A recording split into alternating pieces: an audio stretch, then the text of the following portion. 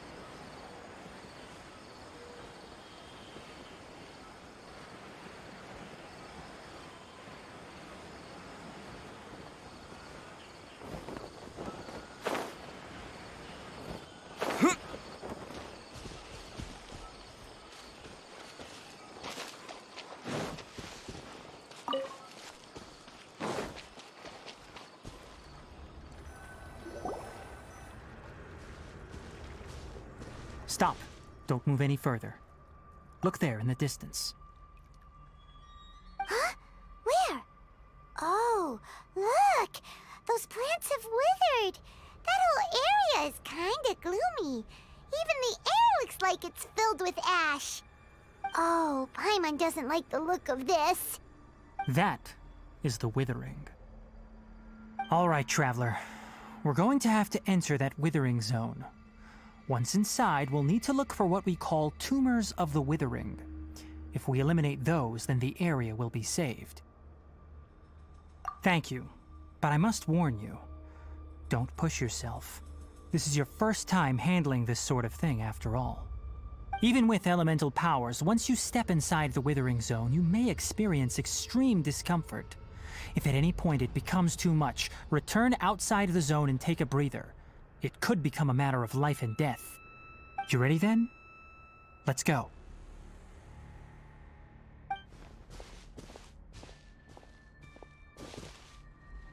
First, we must locate any branches sustaining the withering zone.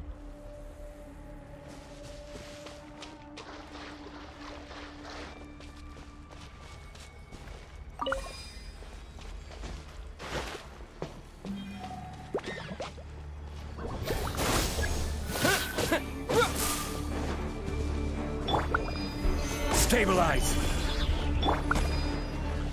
Oz, reveal thyself! No, my sword!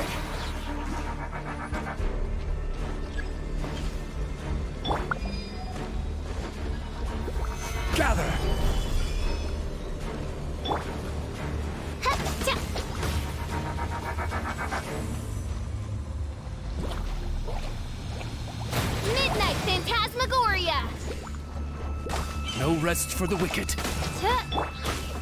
Stabilize. Propagate! Germinate!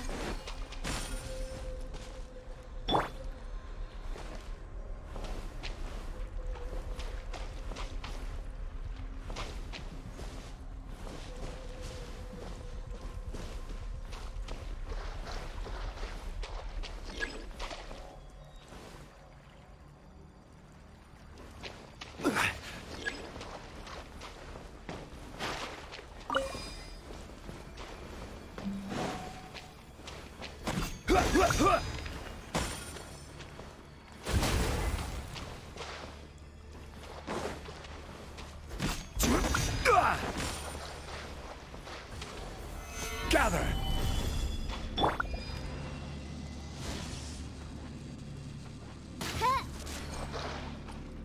Great work.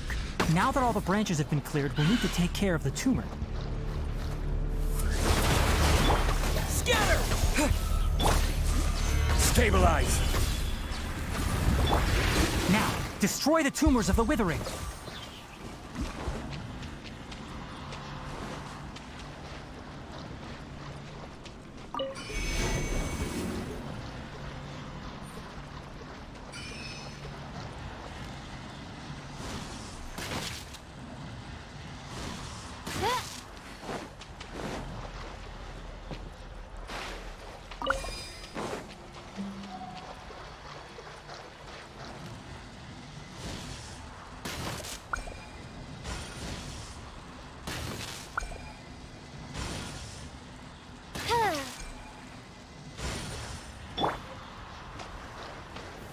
Gather.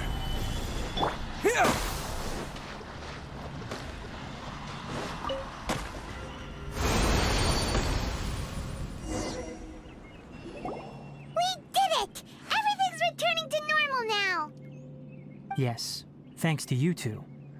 We were able to quickly restore this area back to normal. Tainari? You make it sound like we did well, but why does Paimon have the feeling you're worried about something? It's that obvious, huh? Alright, it's like this. Recently, the rate at which the Withering Zone appears has been increasing. Even though we were able to quickly clear that Withering Zone, it won't be long before another one appears. If that simply meant more work for me, then that wouldn't be an issue. But it's far more severe than that. The withering is leaving lasting effects on the rainforest itself. For instance, even though we cleared out the Withering Zone, many of the plants that were affected will not recover. This presents a crisis for the ecosystem itself. Many plants in the rainforest are already in decline, directly impacting the wildlife that depends on those plants. And most disturbingly, as the appearances of Withering Zones have started to increase, Kale's case of Elazar has also become more serious. Huh? Well, why's that? I'm still not sure of the exact reason. However, I've received word from acquaintances at the academia that similar cases are being reported for patients with other conditions. No, none that we know of. The withering has been recorded in Sumeru for millennia. It's said that it originates from the depths of the world. By the way, have you heard of Irminsul before? Irminsul is a tree located deep beneath the surface. Although it isn't like any tree we know in a biological sense, you can basically think of it as a large tree that grows downwards rather than upwards.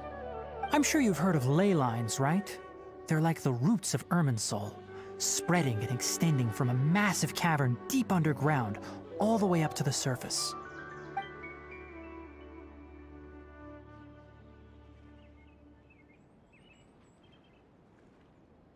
Ley lines continually absorb the memories of this world, which are then funneled into Irminsul, allowing it to collect knowledge and wisdom from ancient times to present day. The Dendro Archon is known as the God of Wisdom because her consciousness is directly connected to it. It is also said that the Dendro Archon's power is a manifestation of Irminsul. And as for the Withering, its emergence is related to a disease that's affecting it. That's right. My ancestors learned of this from Greater Lord Rukkhadevata's familiars a long time ago. But even those mysterious creatures did not know of a cure for Irminsul. I'm afraid we Rangers will be battling the Withering Zones here for a long time until a cure is found. Alright, that's enough on this topic for the time being. Now that we've taken care of things here, it's time for us to head back to Gandharvaville.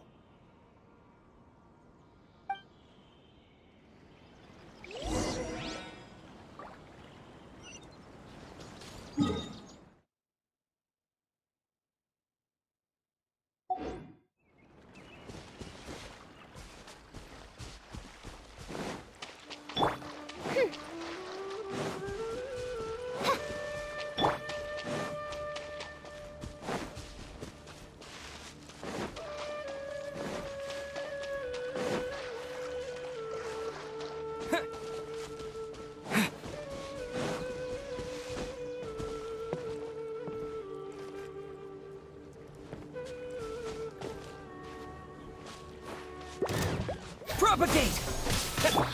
Oz, reveal thyself!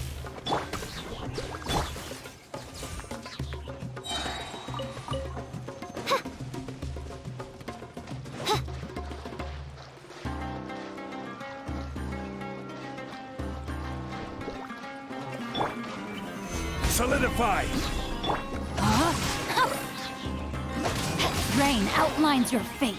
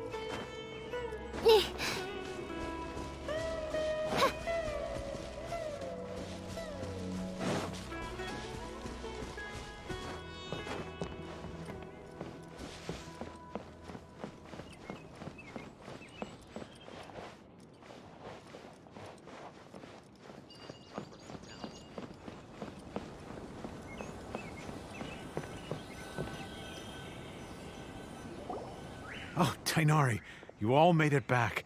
How did it go? The Withering Zone you reported has been taken care of. No need to worry.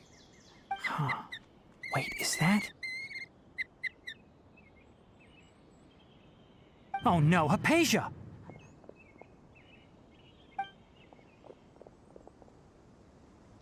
Huh?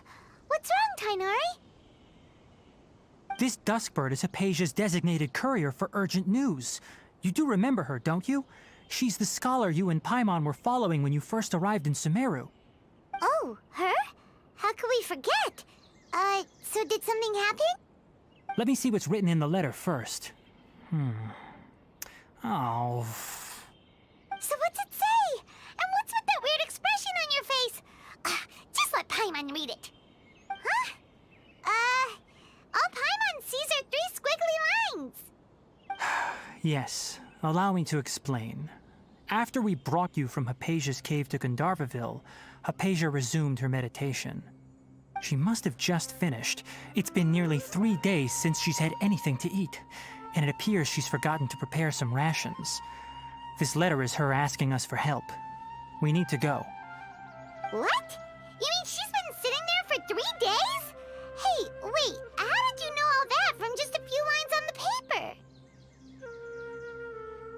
Well, obviously because this has happened before. Last time she drew 5 lines, and by the time we found her... Well, I'd prefer not to remember that. Needless to say, Hypatia's been through worse, but we should still get to her as quickly as possible. I've got some emergency rations set aside for times like these.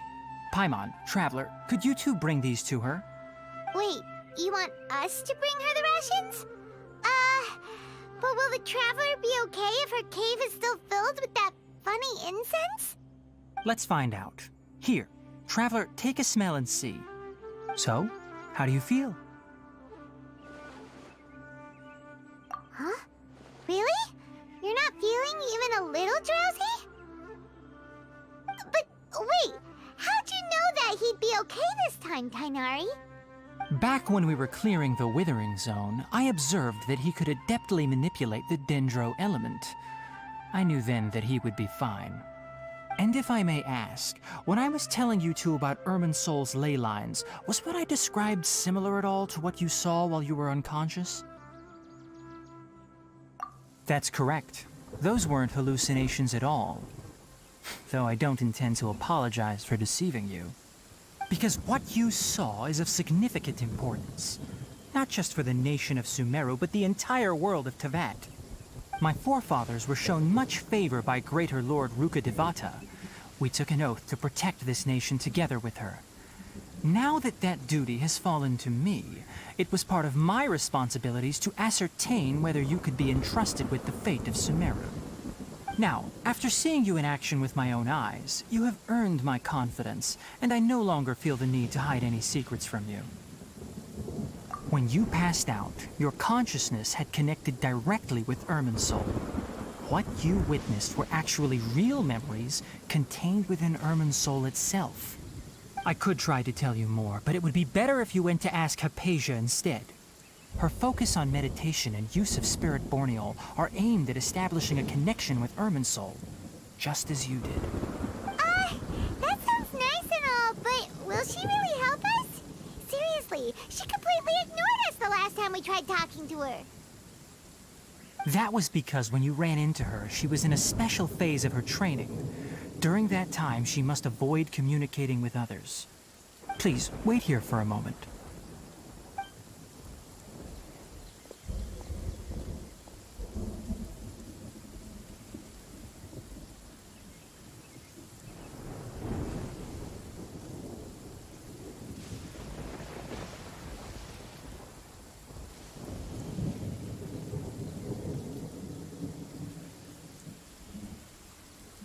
Here, take these. It's a meal I packed for Hypatia, as well as some other ingredients. I'm sure it'll come in handy. Also, here's a letter that I would like you to give to her. Just show it to her and she'll answer any questions you may have.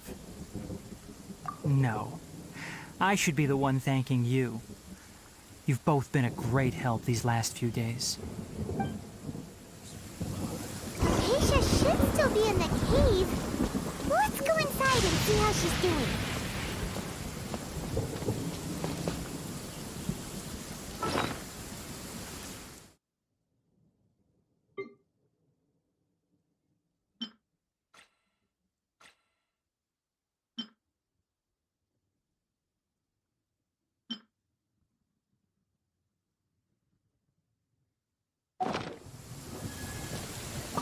Anyway, please take good care of Hypatia. I'll go prepare Kale's medicine now. Using the lunar lotuses while they're still fresh will significantly boost their effectiveness. Rest assured, Kale will recover quickly as long as she has her medicine.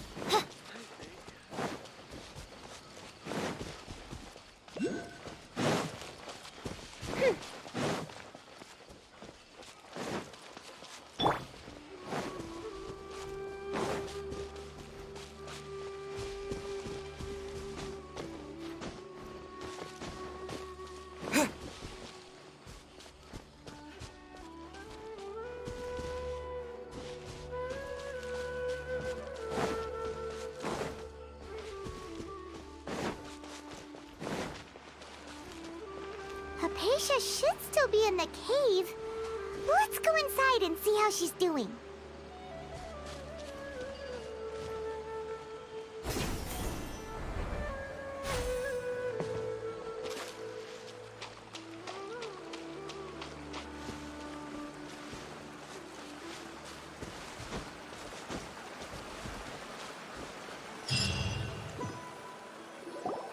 Hello? Hypatia? Hey, there's nobody here. Maybe she went out to look for some food. Let's try looking around the area.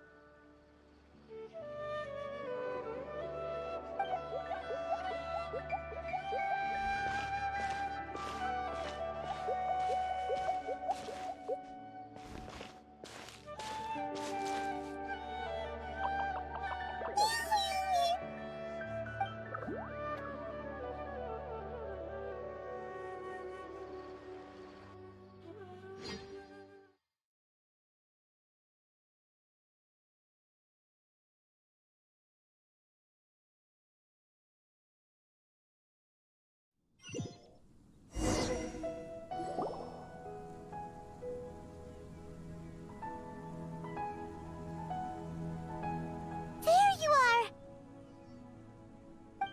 Hypatia, are you alright? So hungry. Need water. There's no way we can get her to eat in her current condition. Let's try finding some water first. Huh? Wait, why does it look super foggy outside all of a sudden? Anyway, let's go look around.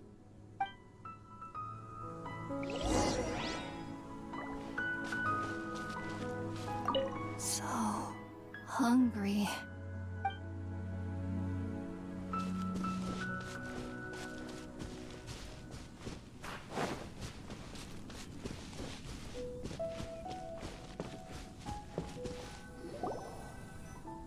Huh? How'd things out here end up looking like this? What happened? And where are we? Really? Oh, maybe you're right. Let's go investigate the area.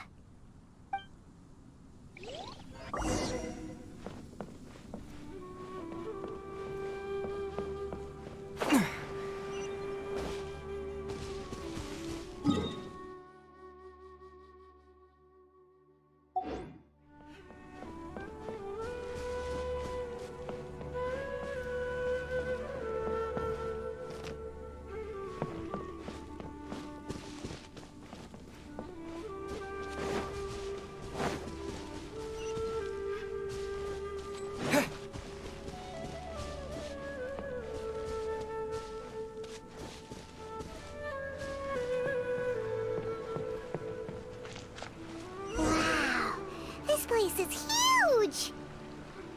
Paimon knew there's something off about that cave. Let's think of a way to get over there and have a closer look. Who knows? Maybe we'll find a lead of some kind. This is order. Stabilize. By royal decree. Scatter. Yeah. No, my sword.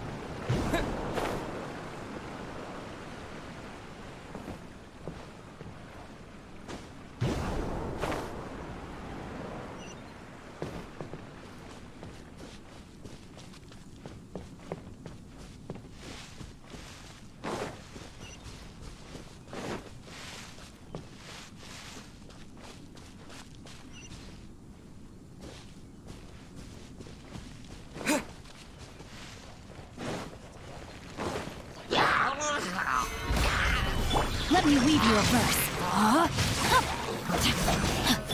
Wings of darkness, come, sever night from day. Spring forth!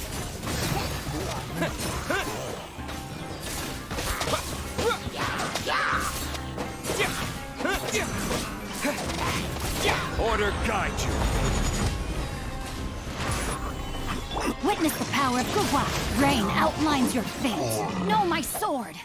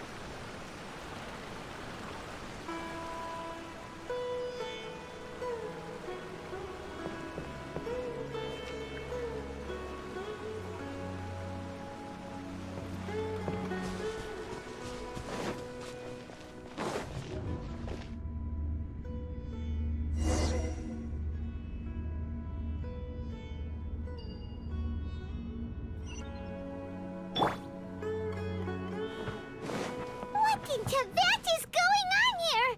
This place is getting weirder by the minute. Hey, what's the matter?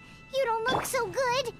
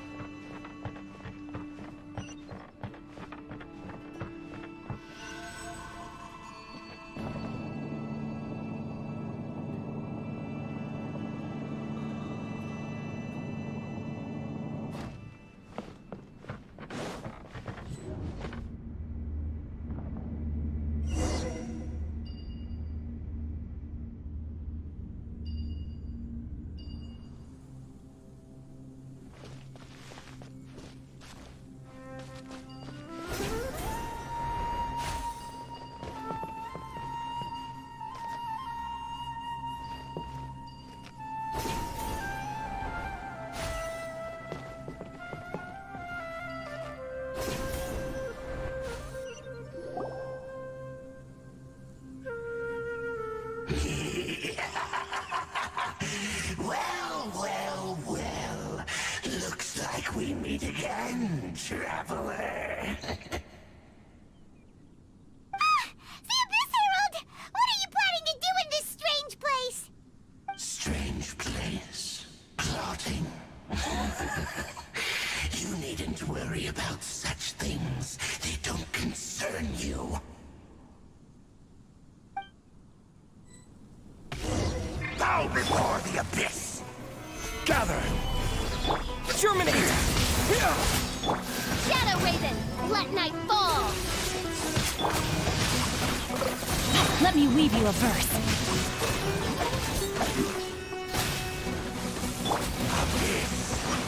This is order. The end is nigh. Oz, reveal thyself! Scatter!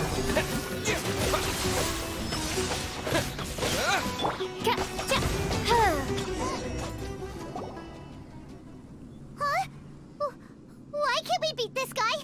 Oh, Paimon doesn't get it! We faced others like him before! What's wrong this time? Traveler, though you may have managed to avert countless crises before, your good fortune was bound to end sooner or later. It's time you realize how weak and powerless you really are.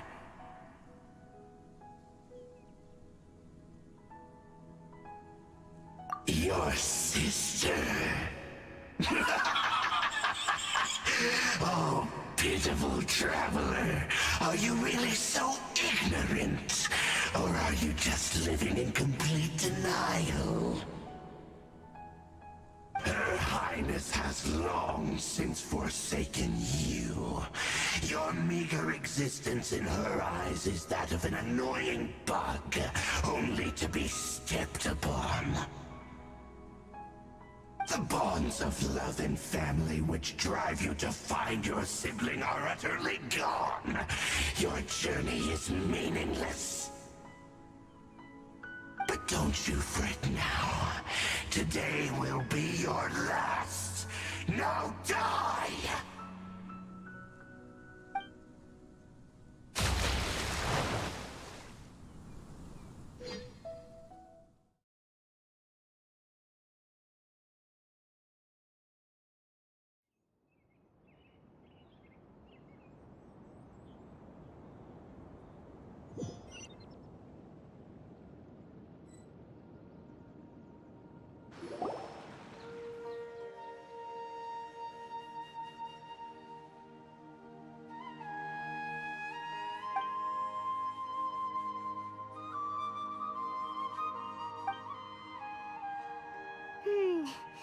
What do we do? We haven't seen Hypatia anywhere out here. Oh, there she is! Quick, let's see how she's doing. So sweet. Well, the good news is that she's still conscious. Hey, why'd you drop her food on the floor like that? Oh, guess that makes sense. She does look kind of rough at the moment. Anyways, we can talk about this later. We better make sure she's all right first.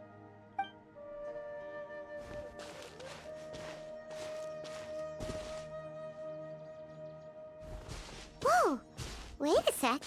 Look at all this fruit lying around her. We can put that to good use.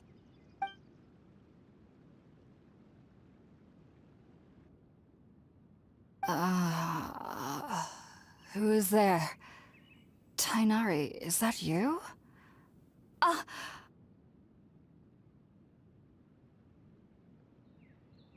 Huh?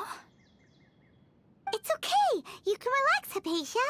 Tainari sent us here to bring you some food and water. Here, we have a letter that he asked us to give you.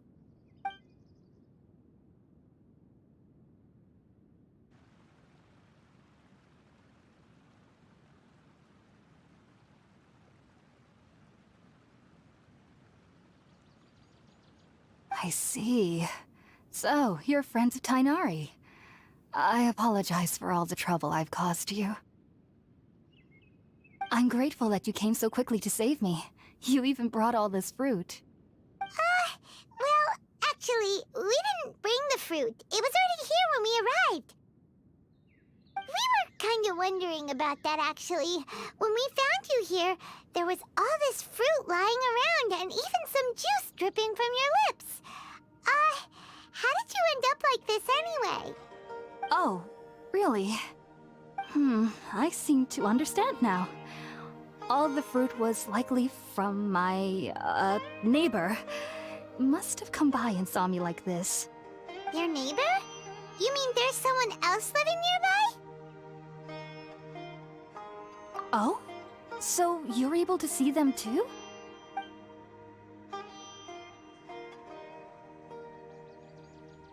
Wait, hold on a second, Traveler.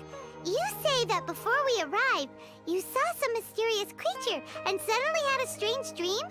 Isn't that a little too crazy to believe? No, I actually do believe what the Traveler is saying.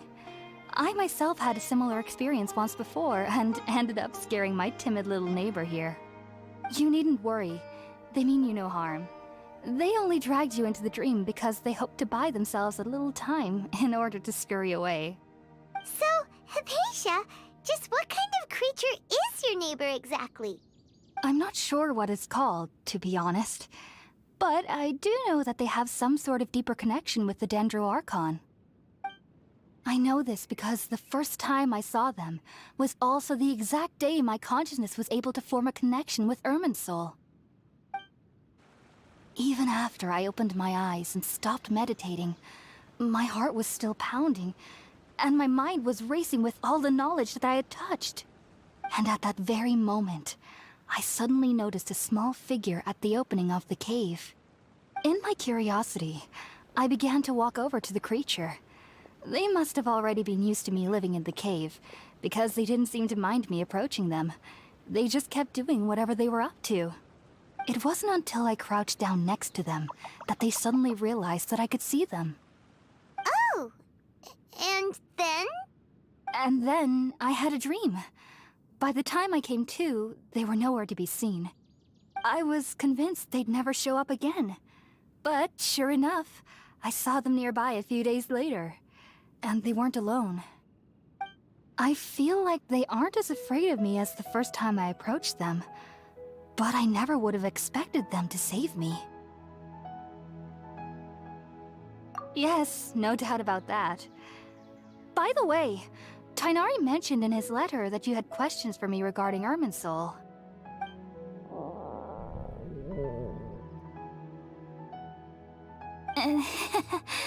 Sorry about that.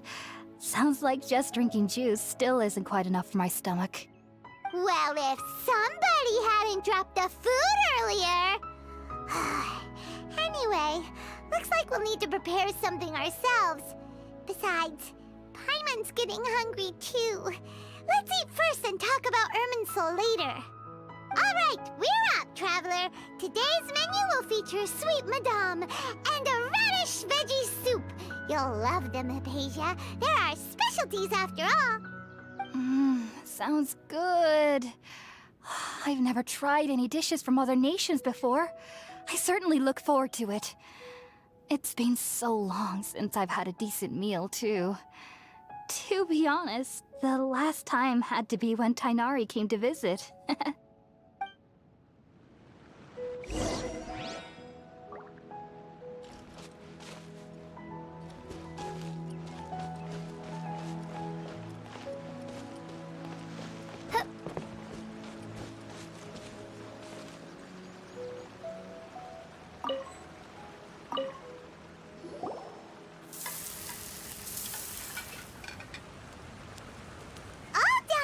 Let's use the empty box that Tighnari gave us since we already watched it.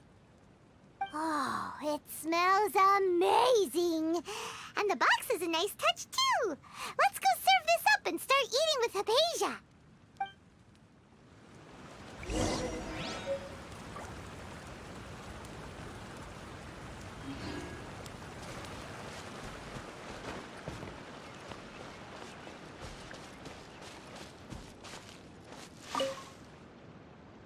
Are you already finished cooking? Smells delectable. I'm truly thankful whenever I can enjoy a proper meal like this. Cooking really isn't my forte.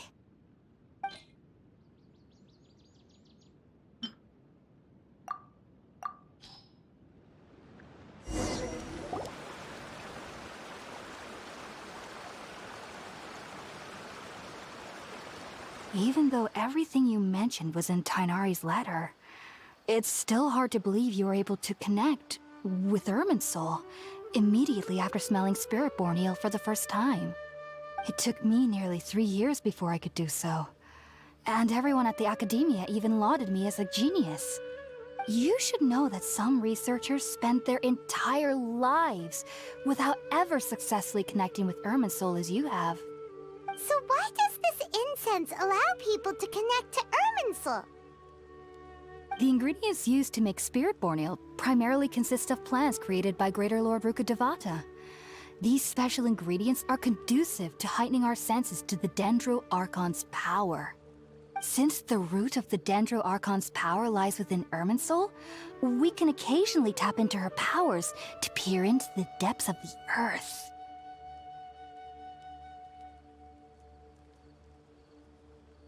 Naturally, anyone who can establish a connection with Irminsul in their first ever attempt must be a person of great understanding. Makes sense. But Paimon's got a question. Why was he sensitive to the smell of those plants for such a long time? That was primarily due to his body's unique constitution. Stimulated by the incense, he could perceive the Dendro Archon's power and experienced a sensory overload, hence the adverse reactions. Taking in any scent similar to the ingredients of Spiritborn ale would cause adverse effects. Not to worry though, it appears you've already fully recovered.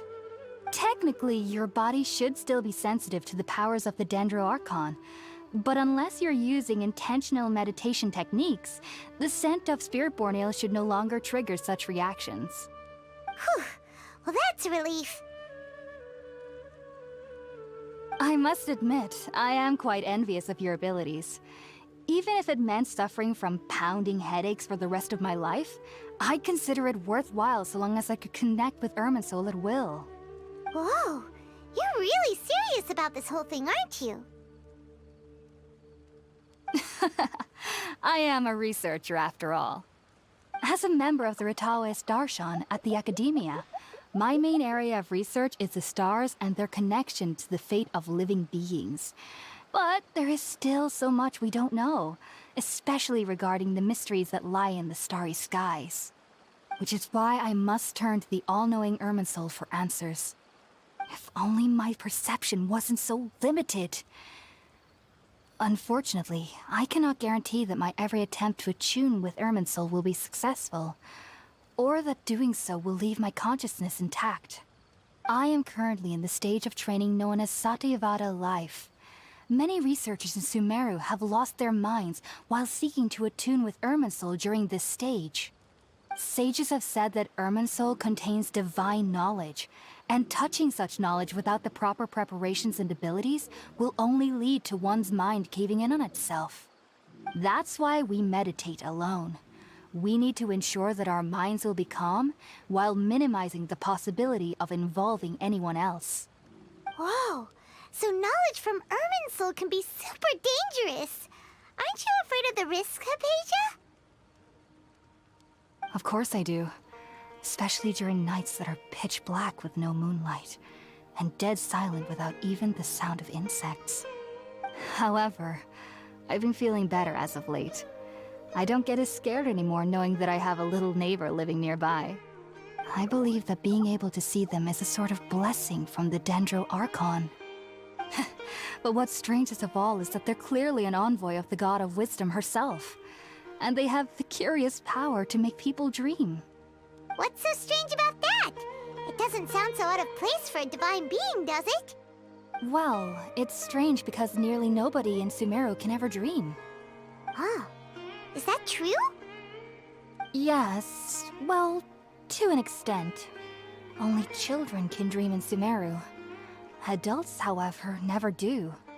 The sages say that wisdom implies rationality, But that which occurs in dreams is often neither rational nor logical.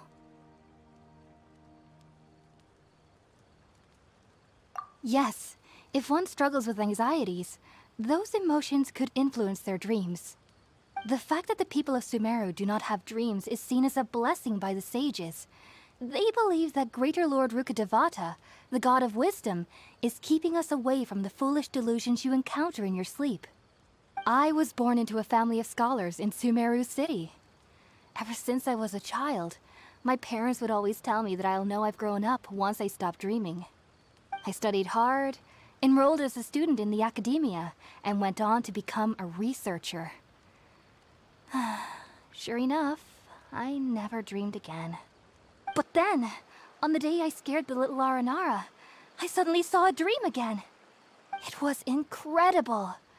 Though I don't exactly remember what I saw, I clearly recall the feeling.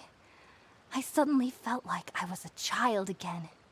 Back then, I was foolish and ignorant as any youth would be, but I was free of fear. Maybe dreaming isn't as bad as we've made it out to be. Just be sure not to speak of this if you travel to Sumeru City. They'll look at you as if you've lost your mind. So, do you have any thoughts about the things he saw when he connected with Irminsul? Sorry. I'm afraid I don't have any answers as of now. All I can say is that what you saw is a memory contained within Irminsul itself. World forget me. What could that possibly mean? If only I could ascend past Satyavada life and begin Paripurna life. I might have some more answers for you. If you two are ever in the area again, please be sure to come and see me. There's no need to be thanking me. You two are my saviors. Besides, I'm already looking forward to tasting some more of your cooking.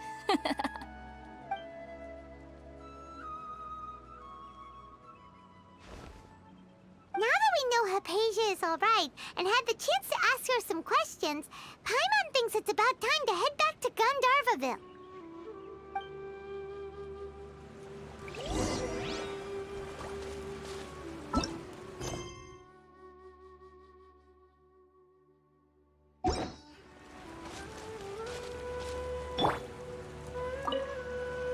Heading out, I see?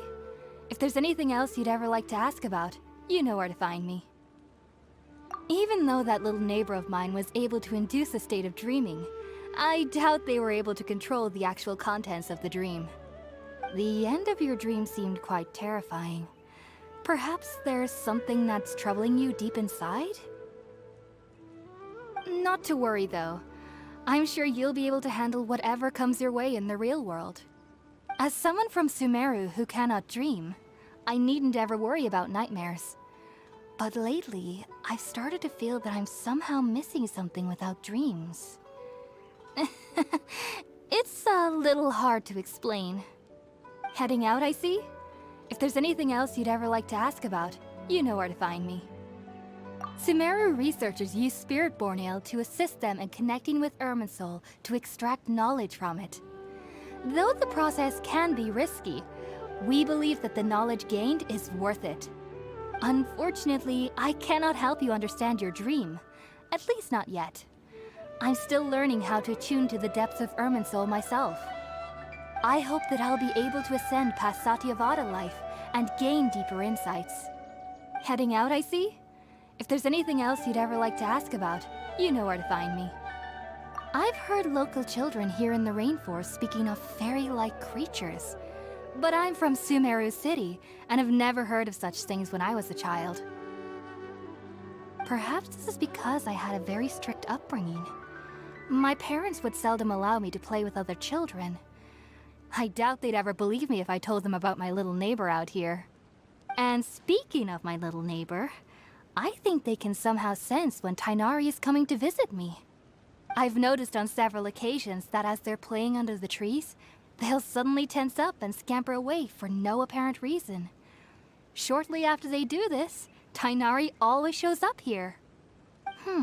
Perhaps I should ask Tighnari about this the next time I see him. Heading out, I see? If there's anything else you'd ever like to ask about, You know where to find me. Take care. Do remember to come visit anytime you're in the area. I would be happy to chat with you.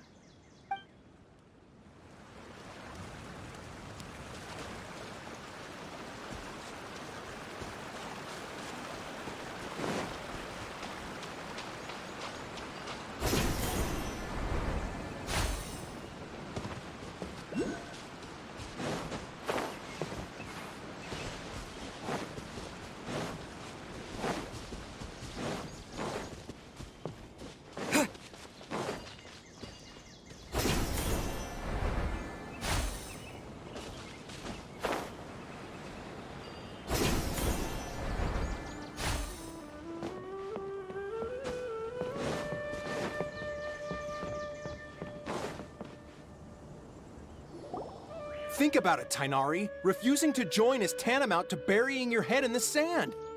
I understand that you're a forest watcher and that it's your duty to combat the effects of withering zones. But isn't it evident that such work is not a lasting solution to the problem? As Sage Kage clearly stated, your presence and guidance in Sumeru City is pivotal in finding a cure for Irminsul. How could you possibly refuse? Keep your emotions in check, Ghulam. Let's at least listen to Tainari's reason for declining. We're here to invite him to the Academia, not to cause a scene. Sage Kage, I am truly honored that you came here in person, but I'm afraid I must still decline your invitation. I am merely a forest watcher. How could the great minds of the Haravatat have any need of someone like me? Well, it turns out that your refusal letter had some implications on your master's reputation. He is a renowned sage of the Immorta, after all. So now I've come here in his stead. I see. Huh. And I figured that given his temper, he would come here and berate me personally. Tainari, your master is an integral part of this effort, and now he requires your assistance. And what exactly does my master need of me, Sage Kage? You'll know once you've arrived in Sumeru City, that is. And how long will I be required to stay? There's no definite answer as of now. Do you mean to tell me that despite coming all the way here to Gandharvaville, you still can't answer the questions I laid out in the letter to my master? If that's the case, then I'm afraid I cannot give you a definite answer either. Tainari, but you... So be it. Come, Ghulam, we're leaving.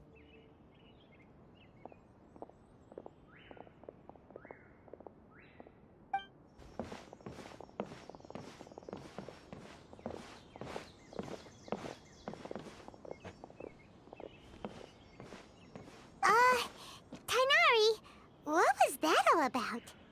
It's nothing. Some people from the Academia wanted me to go to Sumeru City to assist them with a project, but I had to refuse on account of all my responsibilities here. But all that can wait. How did things go with Hypatia? It was quite the eventful trip, but the main thing is that she's safe and sound. She answered a bunch of questions for us, too. Very good. Now that the traveler has made a full recovery, there shouldn't be any reason for you to tarry here longer. I assume you will be heading to Sumeru City, correct?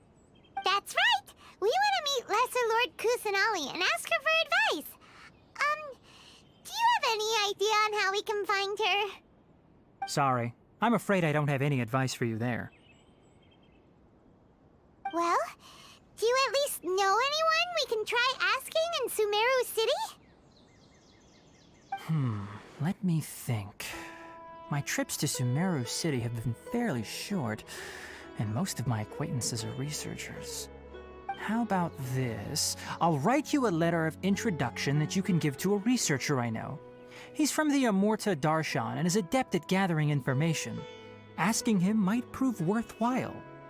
Also, when you enter Sumeru City, you'll probably end up receiving something like this item here. I'm not sure if it will ever come in handy for you, but maybe you can give it a try. Oh? What is it? It's called an Akasha Terminal. It's a tool produced by the Academia that utilizes the legacy of Greater Lord Rukkhadevata. Some say that this very item is the basis of Sumeru's reputation as the City of Wisdom. Needless to say, this device and its usage fall under the Academia's expertise, so I'll leave it to them to show you how to use it. Great! Next up, Sumeru City! But wait, before that... That's right! Tainari, we have something important to say to Kale before we leave. Is she doing better now? Yes, she's doing much better. After being confined to her bed all this time, I thought a little walk would do her some good. Last I saw her, she was taking the path towards the North Crossing. She knew you two would be leaving soon, so she must have wanted to see you off. Thanks, Tainari. All right, let's go! Farewell, and good luck to you both. The rainforest is the best place to live. Kale is waiting at the northmost crossing of Gandharvaville. You should be able to find her there. Don't you worry about Kale. I'll look after her. I'll find a way to understand the relationship between the withering and her disease. Kale is waiting at the northmost crossing of Gandharvaville. You should be able to find her there. It seems there's a major project underway at the Academia, and my master has also joined the effort. But I can't afford to leave Gandharvaville now. Things are not going well here in the rainforest, and Kale needs someone to watch over her. Besides, I was never one for all the pomp and circumstance of life at the Academia. Given that my master hasn't come to give me an earful personally, tells me that my presence is not as sorely needed as they make it out to be. In fact, the letter he sent to me was uncharacteristically polite. Kale is waiting at the northmost crossing of Gandharvaville. You should be able to find her there. Farewell, traveler. For the next interview, I think I'll start with these questions.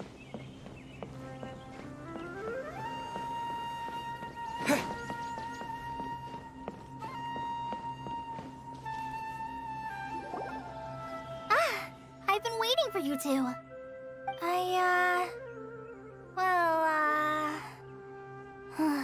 Never mind.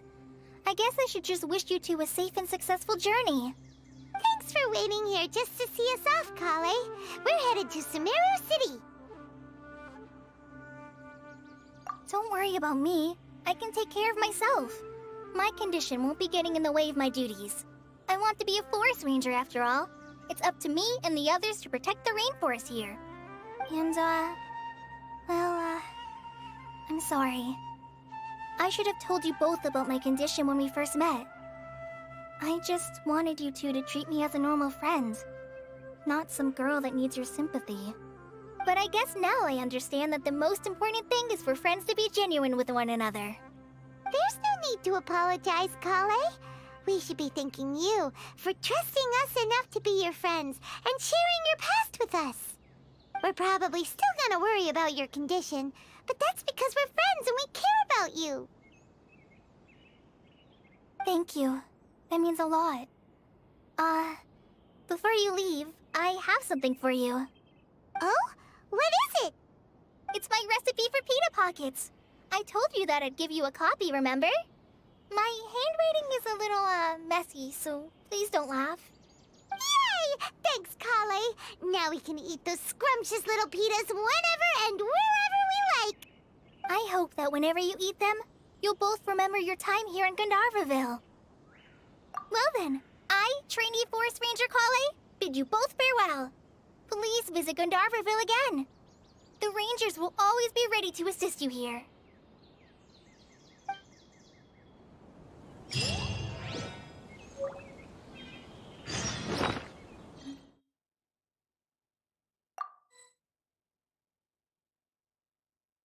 Isn't a single one missing.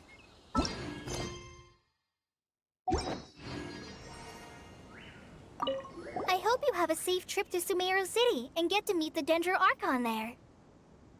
I'm much better now. I'll be back on patrol again starting tomorrow. Even though I'm not quite ready to help Master clear the Withering Zones yet, there are still plenty of other tasks for me to handle. Oh, and Traveler, if you ever see Amber again during your travels, please don't mention my illness to her, okay? Amber knows about my case of Elazar and what's happened in my past. But I haven't told her about my condition getting worse. I guess I just don't want her to worry about me. If the need arises, I'll tell her about it myself. All right, we understand, Kale. I hope you have a safe trip to Sumeru City and get to meet the Dendro Archon there. Kinda hard to believe that Master Tighnari can cook, isn't it? His culinary techniques are very polished, but his taste is a little, unusual. It's not really his fault, though. He just has a sensitive tongue and nose, so he prefers much lighter flavors. The last time I went a little too heavy on the spices for my pita pockets, Master started having a sneezing fit.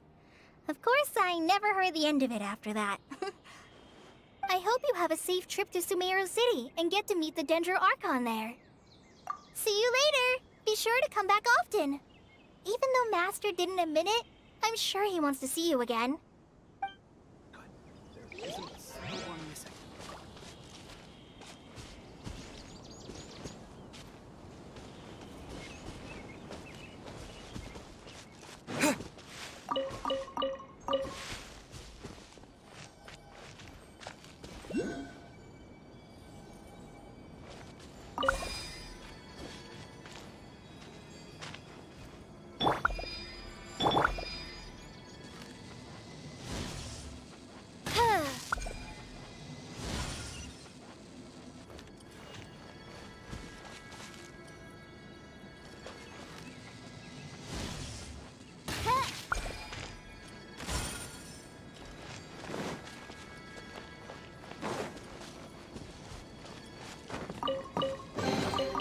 What trinkets lie veiled within this desolate plain?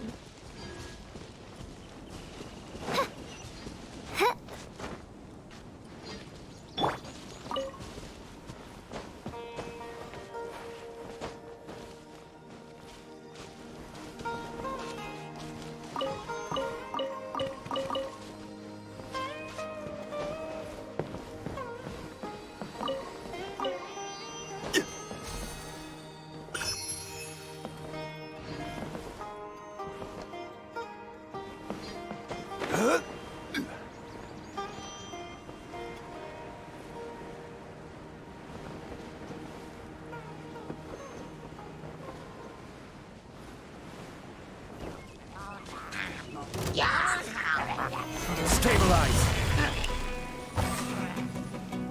Rain cutter!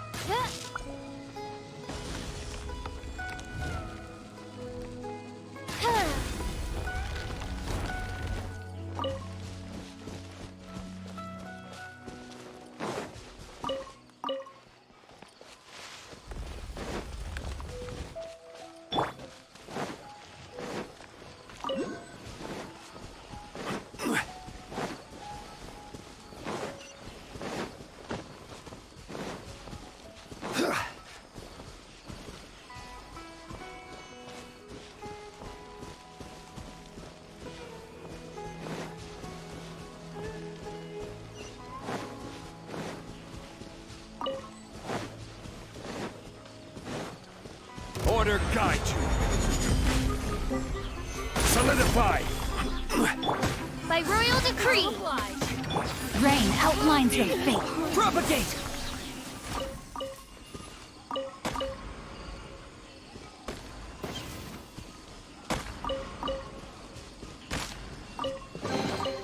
A reward on the road.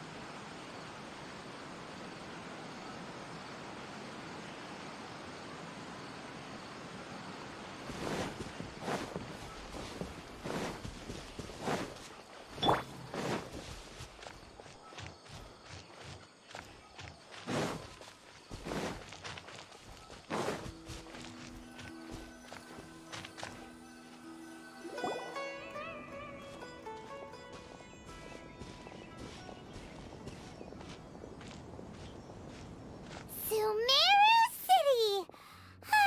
We finally made it! Oh, did you see that? When those people entered the city, something on their heads lit up.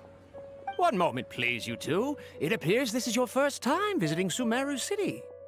Oh, yeah, that's right. But how did you know that? Because there's currently no information on either of you in the Akasha. But no need to worry, that won't prevent you from entering the city. In fact, the Academia conveniently provides each traveler to Sumeru City with a device. Perhaps you two have heard of the Akasha before. It's our beloved Greater Lord Rukkhadevata's lasting legacy, a treasure trove of collected knowledge. After centuries of tireless research on the Akasha, the Academia created one of its most ingenious inventions, the Akasha Terminal. As long as you are within Sumeru's borders, you may use an Akasha terminal to connect directly to the Akasha and access any knowledge you need. I should mention that due to technical limitations, the operation of Akasha terminals will be much smoother and more effective in large cities such as Sumeru City and Port Ormos. Oh, so this is the thing that Tainari was telling us about. It sounds pretty amazing. You two are quite fortunate. Until recently, it was standard practice to only issue Akasha terminals to outlanders who spent an extended amount of time in Sumeru.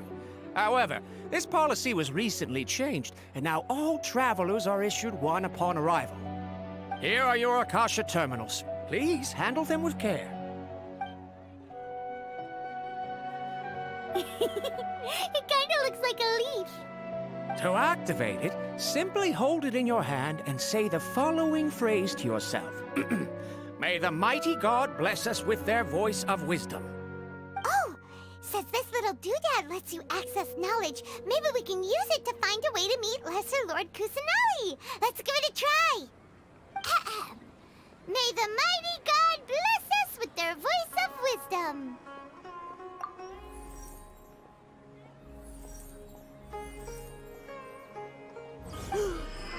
Whoa! Just now, something clicked, and Paimon suddenly knew how to use this thing. It seems all we need to do is concentrate on what we want to know, and bam! You get it. Oh, that'll come in real handy.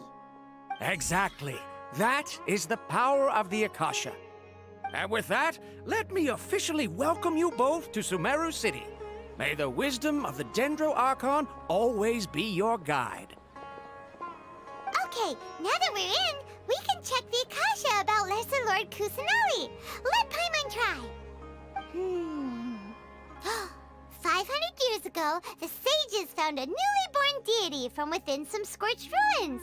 The deity now resides in the sanctuary of Suristana. Seems pretty similar to what Kale was telling us. Okay, next, let's concentrate on asking how to meet her.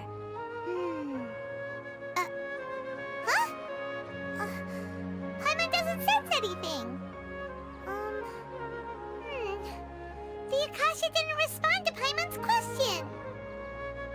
Oh, come on! Ugh. Focusing on this question feels like when you have something you're trying to remember and it's on the tip of your tongue, but you just can't think of it. Ugh. Paimon's brain is exhausted.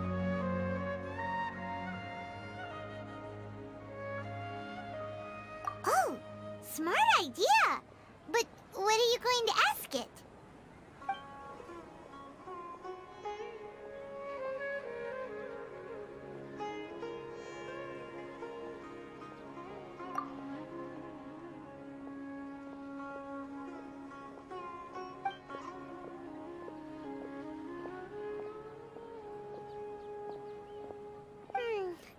You too? Well, glad it's not just Paimon.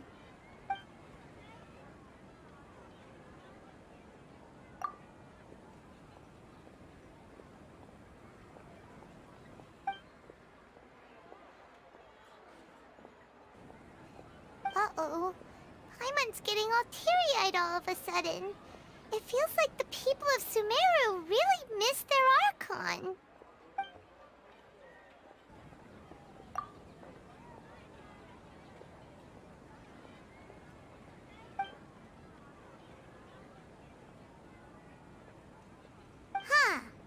Could it be because we're Outlanders and we've only just arrived in Sumeru? You know, maybe we're not qualified to receive an answer to this sort of question or something. Well, seems no matter which way we try, we can't find anything that'll lead us to Lesser Lord Kusanali. Guess our only choice now is to try meeting with the researcher that Tainari recommended. He's from Sumeru and even has a position in the Academia. Maybe he'll be able to access more info from the Akasha. Let's see. Tainari wrote an address on the letter's envelope. Oh, it's not far from the city's gate. Let's head over and have a look. Hopefully he's at home.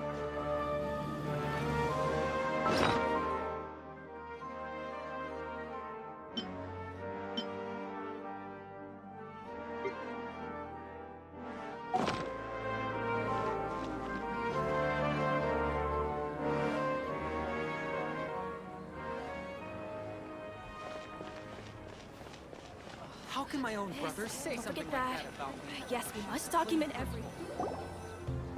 Hello, are you Rohawi? Yes, that's me. Can I help you? Great! You see, Tainari sent us here and... What? Tainari? Please, there's no need to say anything, really. Sure, I admit that the article I published last month wasn't my best work, and maybe the data didn't produce the most convincing results, but... Here! This is a letter from Tainari! Oh, let me see... Oh! Ooh. What a relief. You two nearly scared the life out of me. So you two just have some questions for me? Seems even Tainari acknowledges my innate ability for procuring information. So, what is it you two would like to know? We want to meet with Lesser Lord Kusanali. Do you know a way we can do that? You mean you want to meet the Dendro Archon herself? This isn't exactly my area of expertise, but let me see what I can find in the Akasha.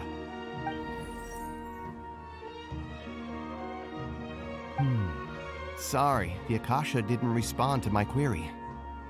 What? You too? But what about your abilities for getting information and all that? Paimon was sure you'd be able to access more info than we did. Well, as I said, this isn't my area of expertise. I am but a lowly researcher, so the Akasha doesn't see a need for me to know more about the Dendro Archon.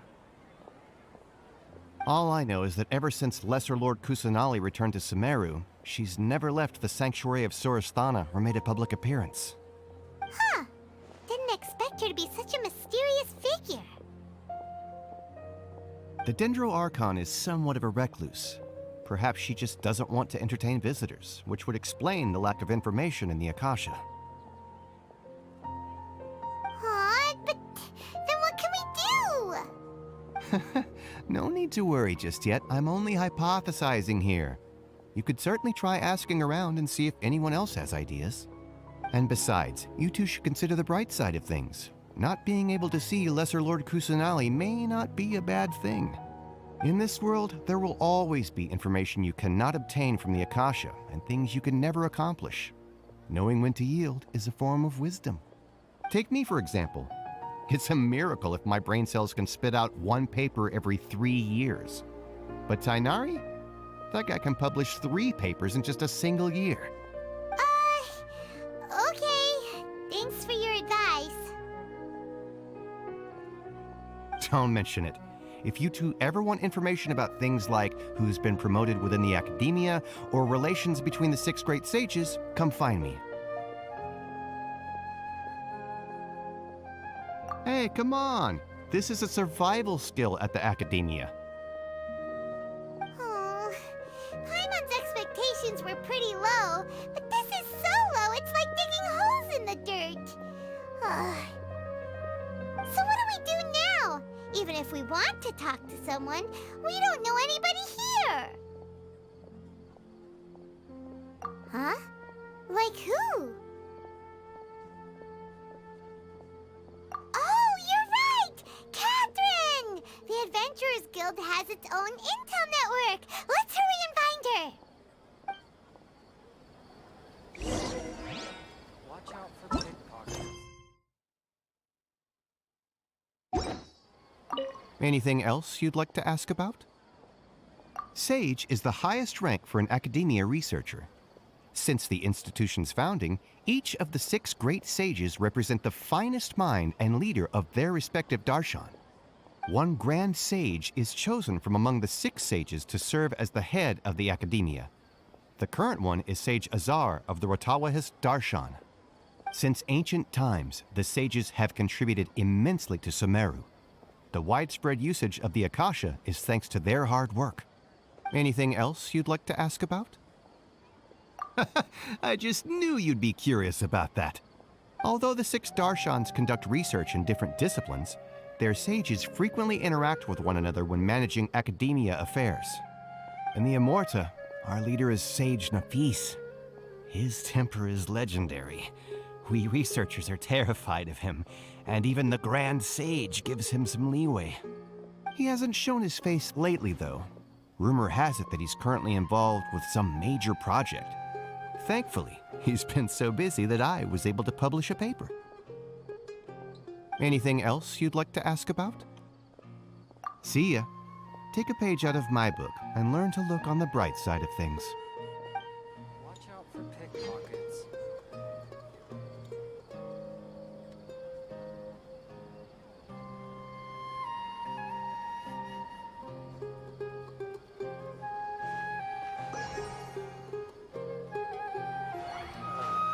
Been handed all the cumbersome tests again.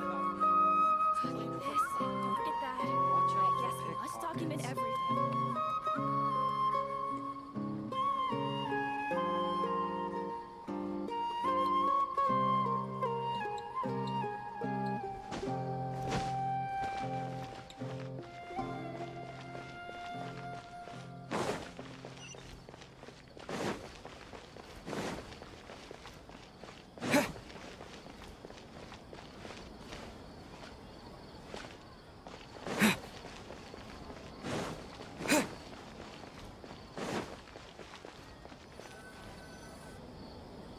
Astra Abyssosk.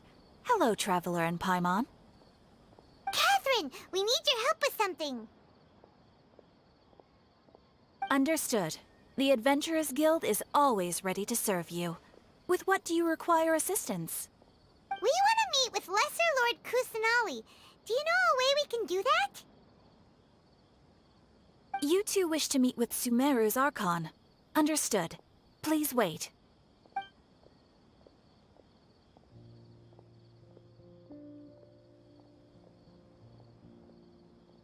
I apologize, but I am unable to call up any relevant information in the Akasha.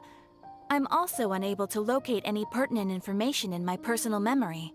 Aww, another dead end.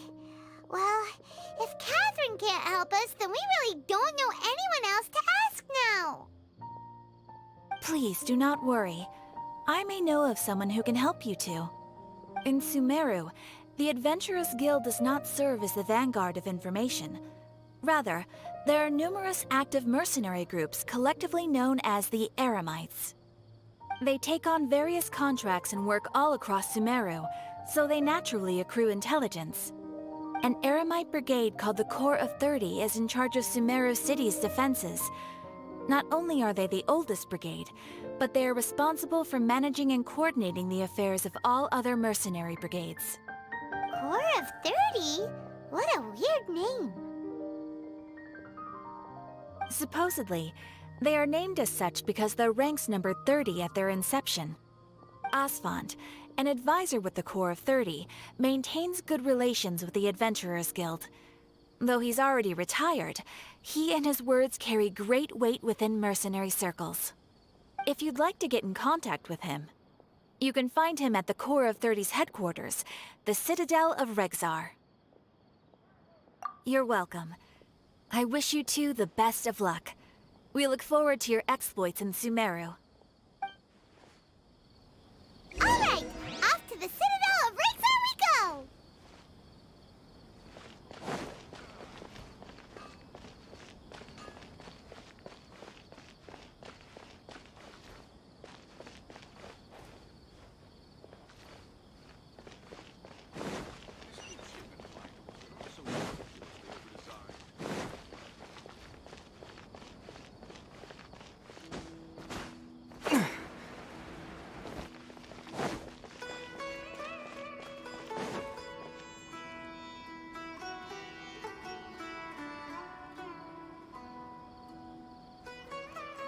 Welcome. The Adventurers Guild told me to expect you two. It's nice to meet you, Asphalt. We'd like to ask you about something.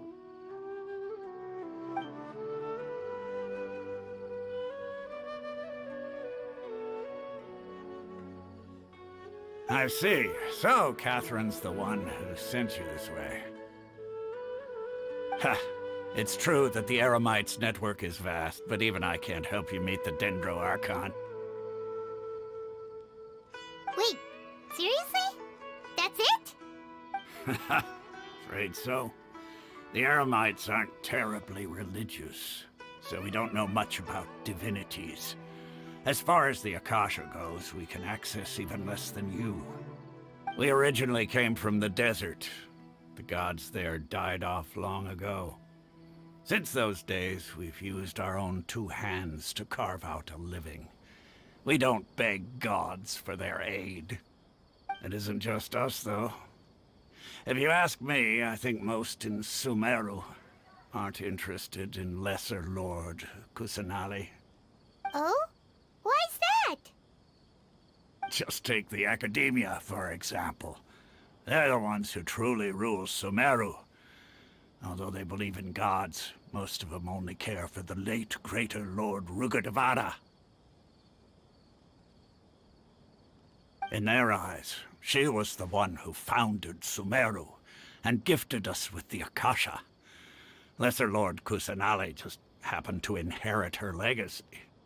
Because of the Academia's influence, most citizens are more familiar with Greater Lord Rugurdevada and hold her in greater esteem. Not to mention that Lesser Lord Kusanali never makes an appearance, And the Academia never announces anything about her.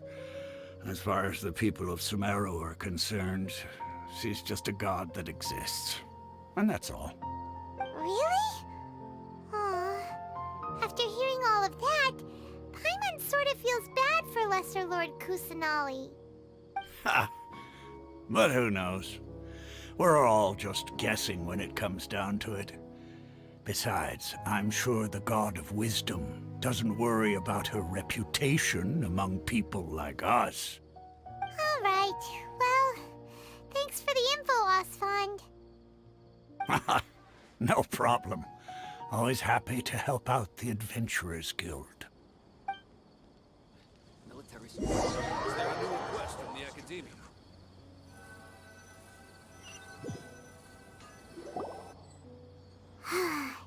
Seems Osfond was right about most people's attitudes here. Not only are they not interested in the Dendro Archon, they even say stuff like, if the Akasha doesn't think I should know, then I don't need to know about it. We've been asking for information non-stop ever since we got to Sumeru. But the harder we try, the more helpless everything seems. Isn't there at least one person in this entire city who cares about Lesser Lord Kusanali? Oh, you two are interested in Lesser Lord Kusanali? Huh? Who are you? From the sound of it, you two are Outlanders who recently arrived here. You've been asking around for information on Lesser Lord Kusanali, right? Oh, I'm sorry. I forgot to introduce myself. I'm Dunyarzad, one of Lesser Lord Kusanali's faithful followers. Whoa, really? Then do you know how we can meet with her? I'm afraid I can't help you with that. But your conversation earlier did happen to remind me of a legend about the Dendro Archon. Sure. It goes like this. Long, long ago, there was a man who heard a prophecy. It predicted that a great calamity was about to befall him. Panicked by what he heard, the man sought out the Dendro Archon in hopes that she would bless him with the wisdom to help him escape his predicament.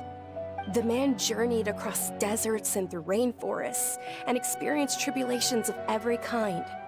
However, he still couldn't find any trace of the Dendro Archon. In despair, he thought, alas, the Archon has abandoned me. He then had no choice but to sorrowfully resign to his fate. Okay, and then what happened? And then, the calamity came. But to his own surprise, the man felt somehow emboldened by the trials of his journey. By relying on his own strength, he managed to overcome the adversity. At that moment, a bird perched upon his shoulder. This bird was, in fact, an avatar of the Dendro Archon. She said, "O Archon Seeker, do you now understand? She and her wisdom have long been found by you. Along your journey, we were in every flower and blade of grass, every ray of sparkling sun, and every breath of dancing wind.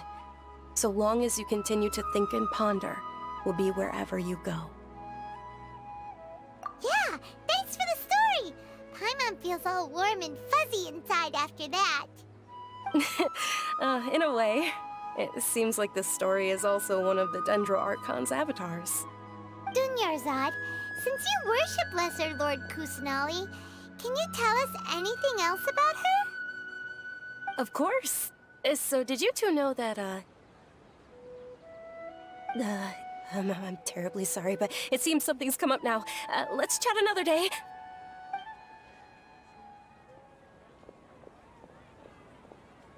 Hey, wait! What the heck just happened? It looks like they're searching for someone. Dunyarzad was acting super nervous just now. You think they're looking for her? Ugh, this stinks! We finally managed to find a lead about Lesser Lord Kusanali! We can't let them get in the way now. Let's see if we can get rid of them. Then we can catch up with Dunyarzad. Hey, have you two seen a brown-haired girl wearing a purple top and a long blue dress? We're looking for her. Did she have bandages wrapped around her wrists? Yes, that's her. Did you see which direction she went? Yeah, she went that way. Quick, after her!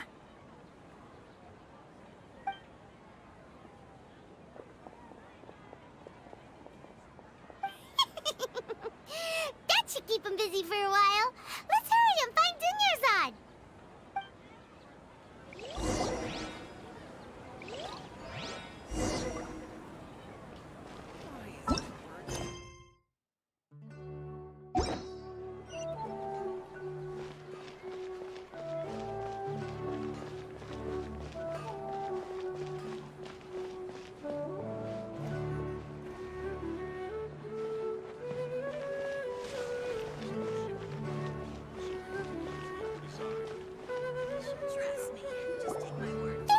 Dunyarzad, we thought you might have been long gone by now. Oh, it's you two. Oh, you startled me there. You can relax now. We threw those people looking for you off the trail. Really? Thank you so much. Unfortunately, I believe there's still more of them out there looking for me. Uh-oh, looks like there are some coming this way. Huh? More of them? Then what are we standing here for? Run! No, wait, my body isn't in the best shape. It's difficult for me to run. Okay, sounds good. There's a tavern on the other side of the port we can go to. They probably wouldn't expect me to hide in a place like that. All right, let's move out. Stay behind us. We'll keep an eye out for anyone looking for you.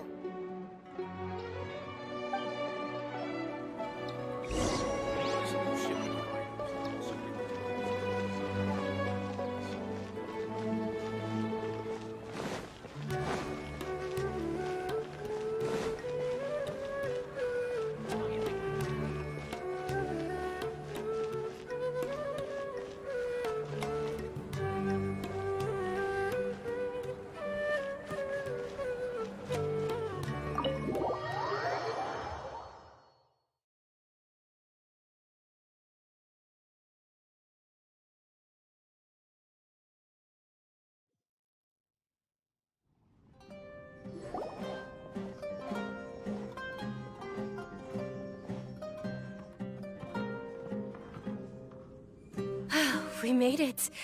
Oh, they shouldn't be able to find us now. Wait, stand down, Dia.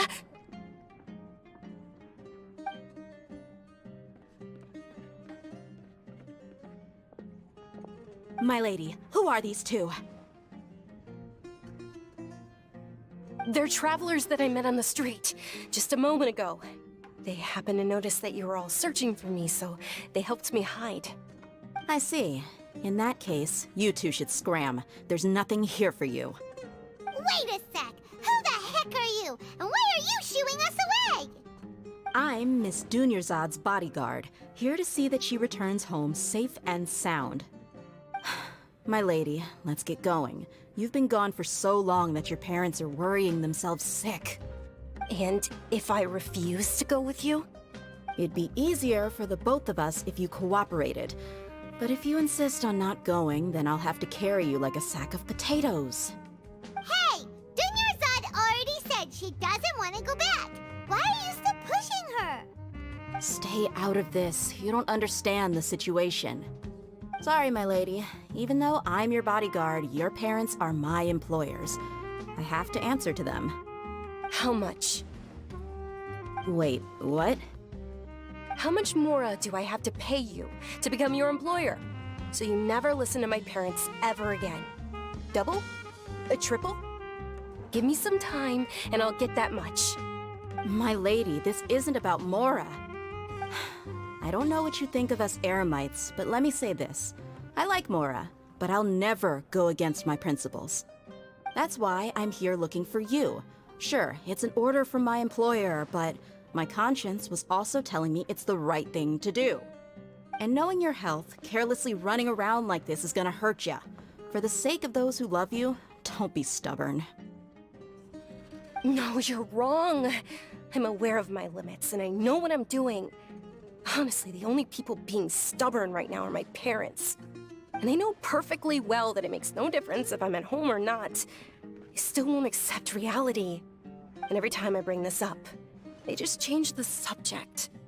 Dia, you've been living with us a long time already. This should be old news to you. Dia, I know it hasn't been easy for Mother and Father, and I'm grateful for everything they've done for me. But there's someone else in this world I'm also grateful to. Because she saved me. The love I have for her is the same I have for my parents. This is my life and my last chance. So I want to do something meaningful.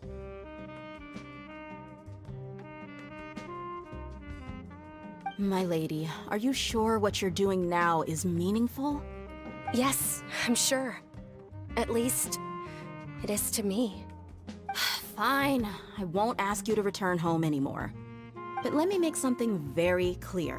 I'm only doing this because I respect your determination, not because I agree with you. Thank you, Dia. Sorry for being so rude just now. My nerves were acting up.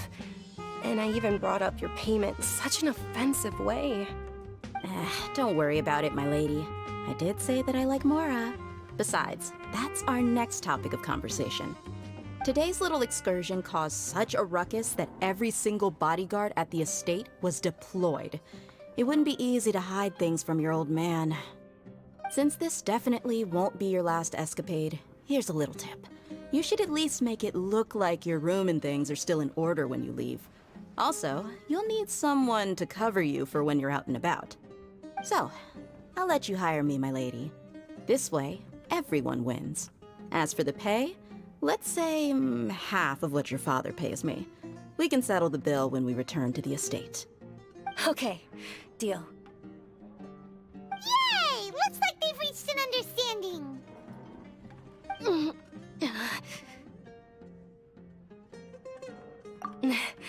I'm fine, really. I just feel a little tired now that things have calmed down. My lady, stop trying to look tough. We're already in a tavern, so let's rest up and grab some grub. I'm sorry for worrying you two. If you don't mind, I'd like for you to join us. Sure! After you rest up, we want to hear more about Lesser Lord Kusanali.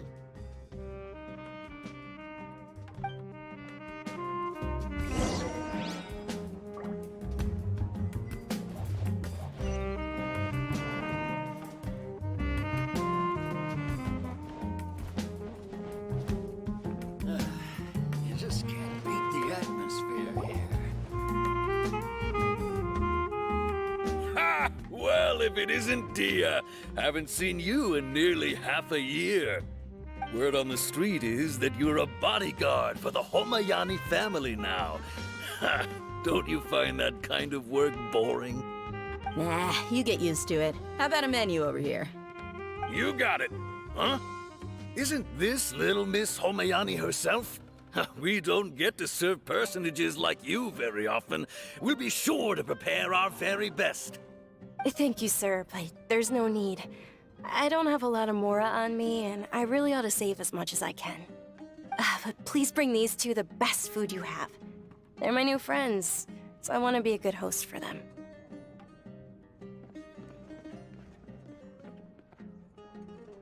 Wait, we're paying for ourselves now?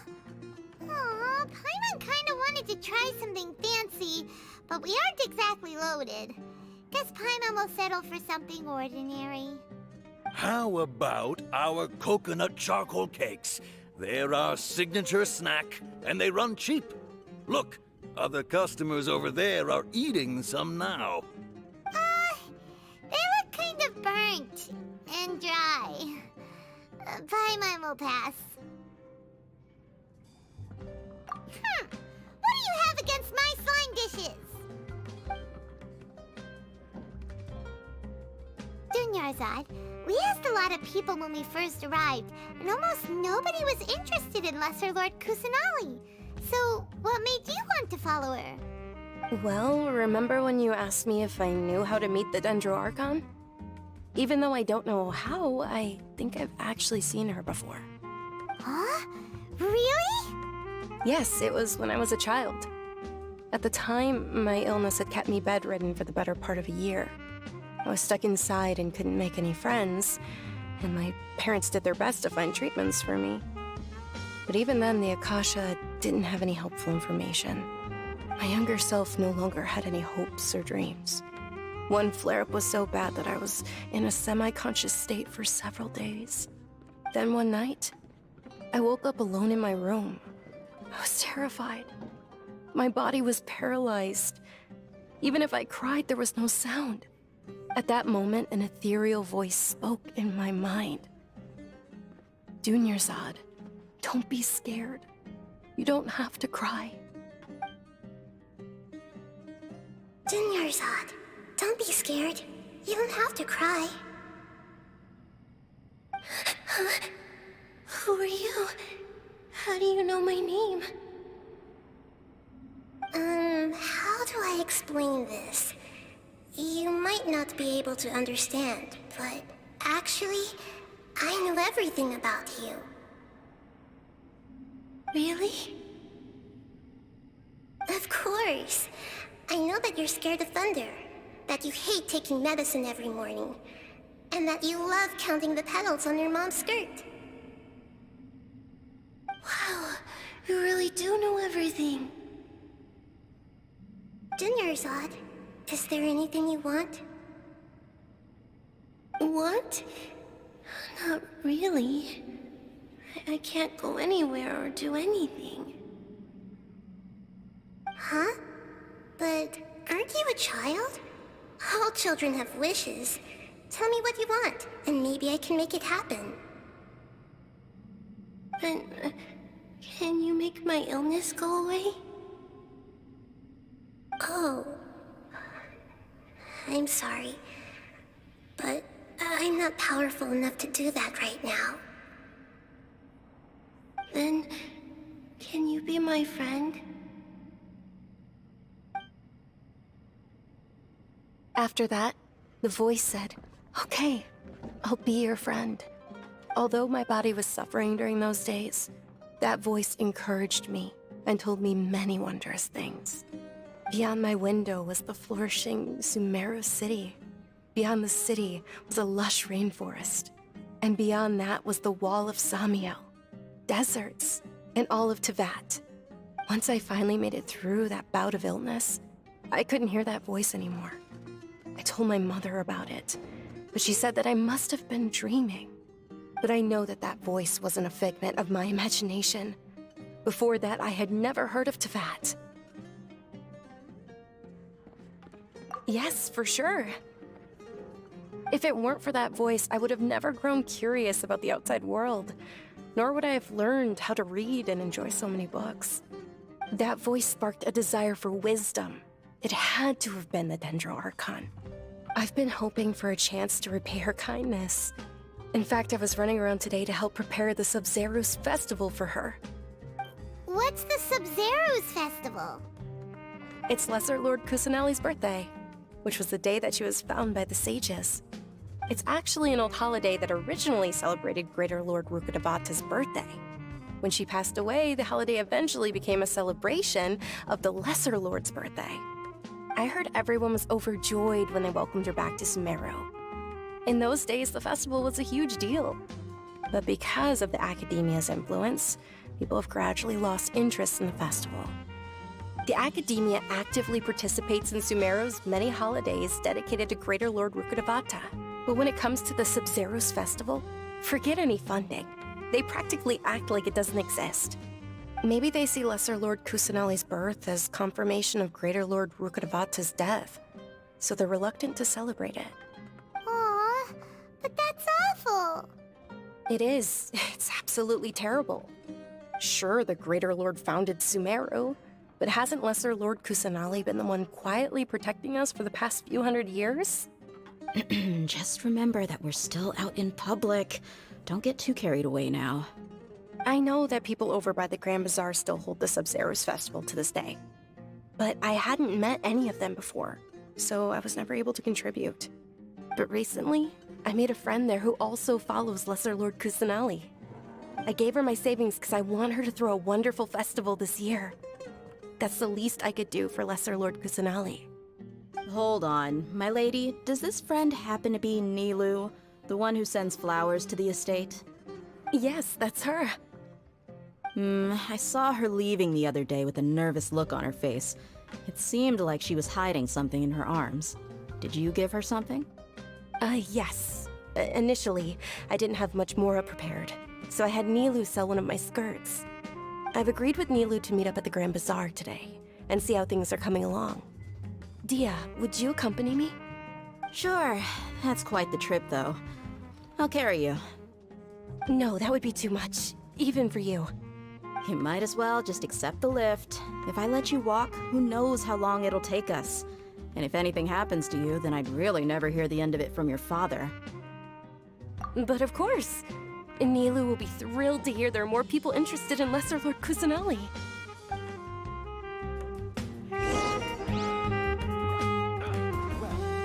Your perspective is just television. Is just putting the cart before the horse. Don't you remember your adventure plans, Bring me the booze. I can still drink.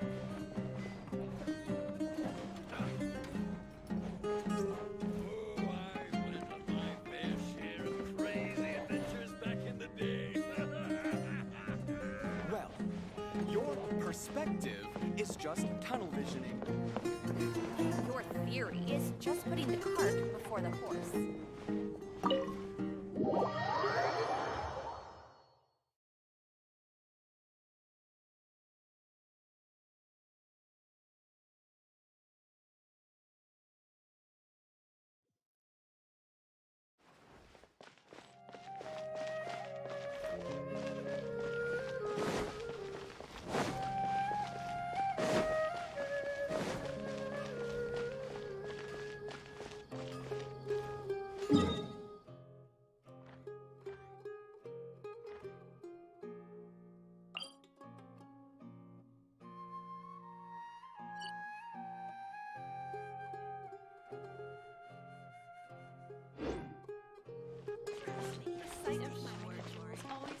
Why isn't it working? I don't get it.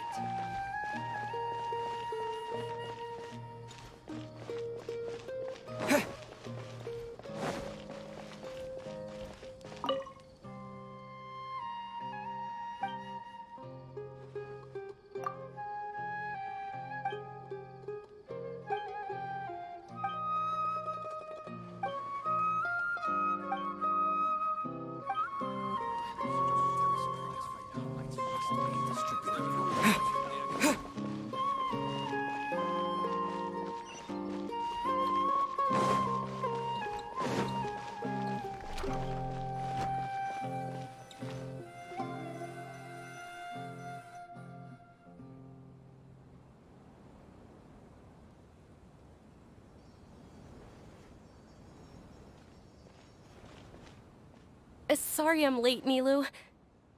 Oh, Dunyarzad. It was taking you so long that I assumed you got trapped at home, but you made it in the end. Uh-oh. But if Dia's here, that means you got caught, right? You could say that, but everything worked out. She's on our side now. Not completely. Oh, and who are these two? Oh, meet the Traveler and Paimon, my two newest friends. They're visitors who just arrived at Sumeru City and are looking for information on Lesser Lord Kusanali. So you're followers from another land? That's wonderful. You two absolutely mustn't miss the Sabzeri's festival. By the way, Dunyarzad, we've already started decorating the Grand Bazaar. It looks spectacular, thanks to your generous contribution. You're very welcome. It's the only thing I could do. Do you still have enough Mora? Probably? But don't sweat it. We've already finished renovating the stage. Come on, I'll show you.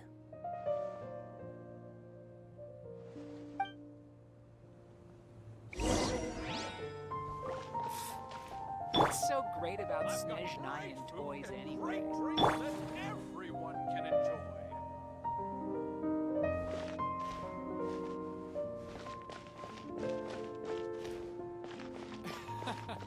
Every item I sell.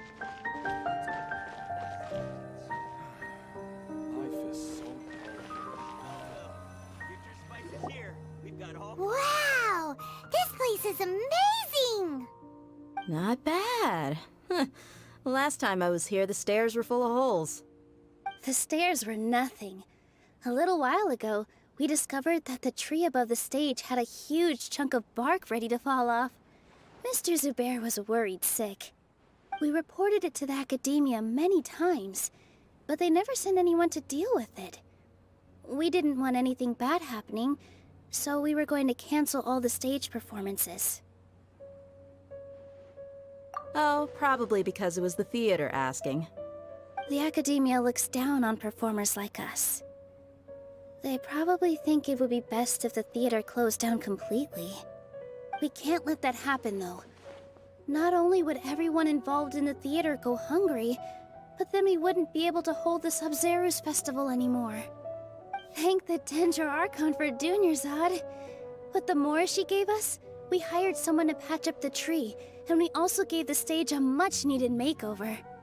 The stage is going to be even prettier when it's festival time. I can't wait for you to see it. And I can't wait to see you on the stage. You've been practicing so long already. It's almost time for your dream to become reality. It's our dream. I'll do my best for the two of us. Nilu, what are you gonna be doing at the festival? She'll be dancing the dance of Sub-Zeros, the most important performance at the Sub-Zeros festival. Dunyarzad, have you told him the origin of this holiday? I only told them about the Greater Lord and Lesser Lord so far. Okay, then I'll tell you two about how this holiday came to be. According to legend, the Sub-Zeros festival was originally the Goddess of Flowers' birthday celebration for the Greater Lord. A long, long time ago, on one of Greater Lord Rukkhadevata's birthdays, her friends threw her a celebratory banquet. Some of the gods got drunk. One started playing music, and the Greater Lord started singing, so the Goddess of Flowers began to dance. As she danced upon the grass, countless beautiful parisaras began to bloom wherever she stepped. Those brilliant purple flowers became her dazzling stage. All the gods clamored, "Oh, if only time could stop at this very moment." Of course they did. When people mention the gods, they always think of the Archon War. But Sumeru's gods also had happy times. Although they aren't around anymore, they're preserved in our tradition of dance. This outfit I'm wearing is apparently based on how the Goddess of Flowers looked. Though we're just tiny people compared to the Divine, we still have to do our best to make sure that the birthday girl feels loved on her special day. Nilu, you of all people will definitely be able to convey our well wishes to the Dendro Archon. I also noticed that you went the extra mile and scattered parisaras around the stage.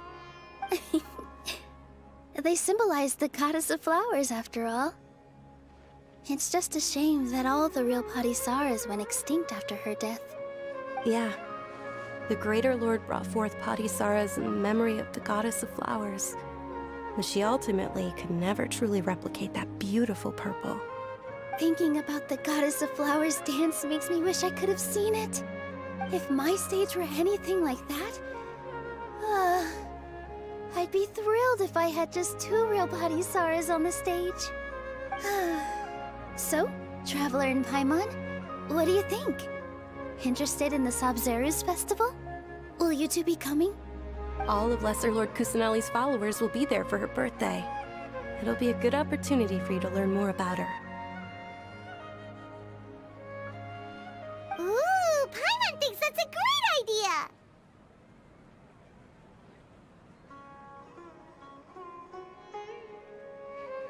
Of course Paimon wants to watch. Those two things aren't mutually exclusive, you know. So how about we all attend the Sub-Zero's festival together? Dunyarzad, let me show you which stage decorations we've picked out so far.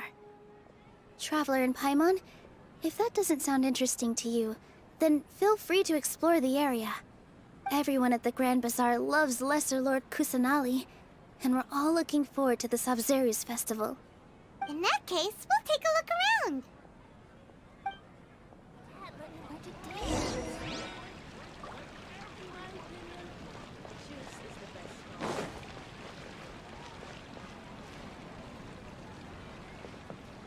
Is there no future for me?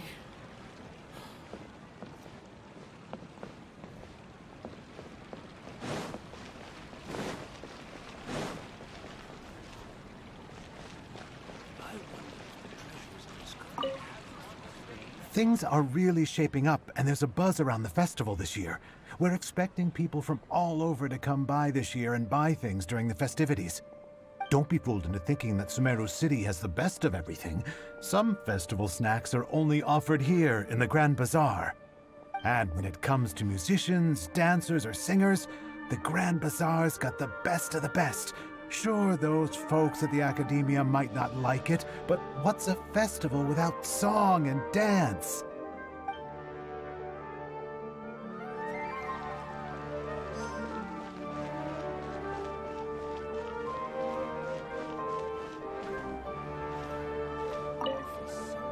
Ah, dancing at the Sabzeruz festival.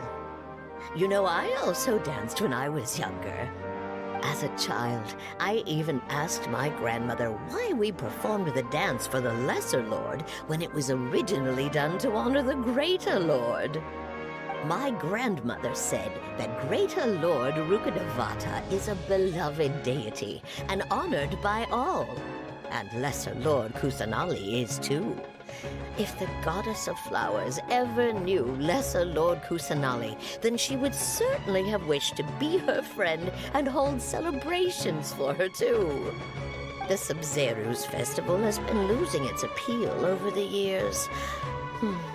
That is, until a wealthy benefactor stepped in this year and brought the festival back to life. I heard she forked out a lot of mora to make it all happen.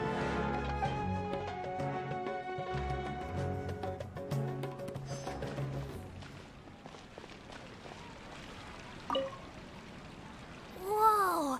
What's with your yellow hair? And why do your clothes look so funny? Are you an Outlander? Did you know that the Sabzeruz festival is about to happen? There'll be loads of fun things to do at the festival. But the best part is when Ferris, the Knight of Flowers, passes out candy to everyone.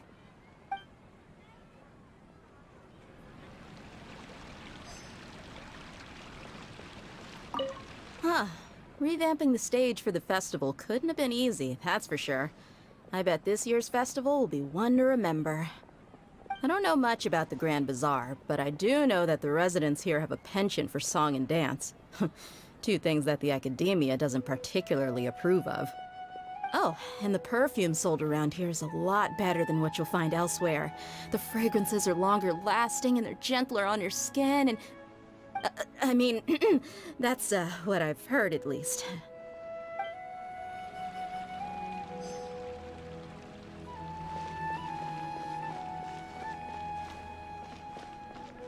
In my opinion, Shoots is the best stall in the whole business. So great about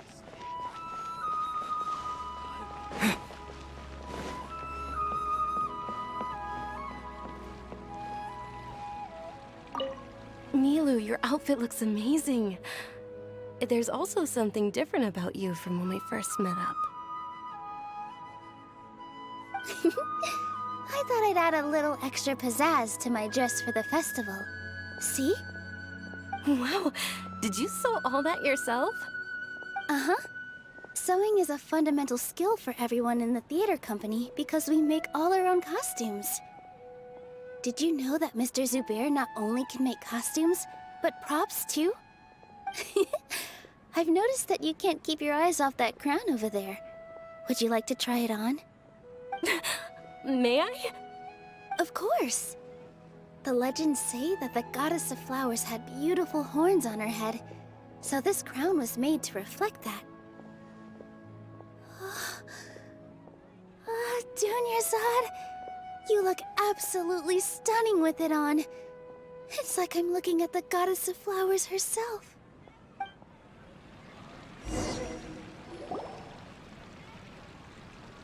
Hey! Is that who Paimon thinks it is? It looks like Catherine.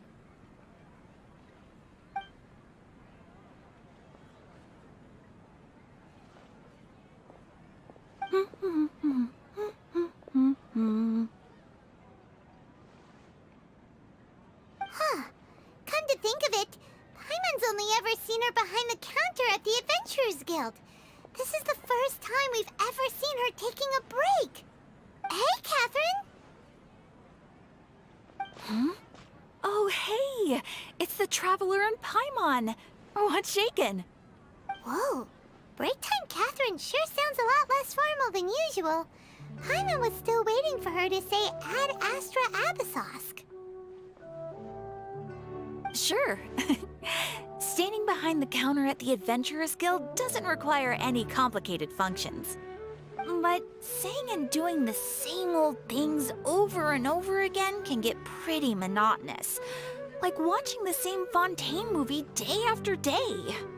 But take you two, for example. You travel across Teyvat to enrich your lives and gain new experiences. Well, we enjoy traveling across Teyvat and all that, but we're mainly looking for clues about his sister. Yes, you should keep searching. Sometimes the answers we're looking for aren't necessarily at our intended destination. Instead, they're found along the way. Huh. Haven't we heard someone say something pretty similar recently? Anyways, what brings you out here, Catherine? No, not particularly. I guess you could say that I'm loving the recent atmosphere here. If festivals bring happiness to everyone, then that's where their true value lies. Oh, it looks like it's about time for me to be heading back now. Alright, we'll see you next time at the Adventurers Guild. Oh, by the way, thanks for connecting us with the Eremites. We've already made some great friends in Sumeru City thanks to you. I'm sure you two will get along well with the people here. You've already been blessed by the element of Dendro after all. See you around.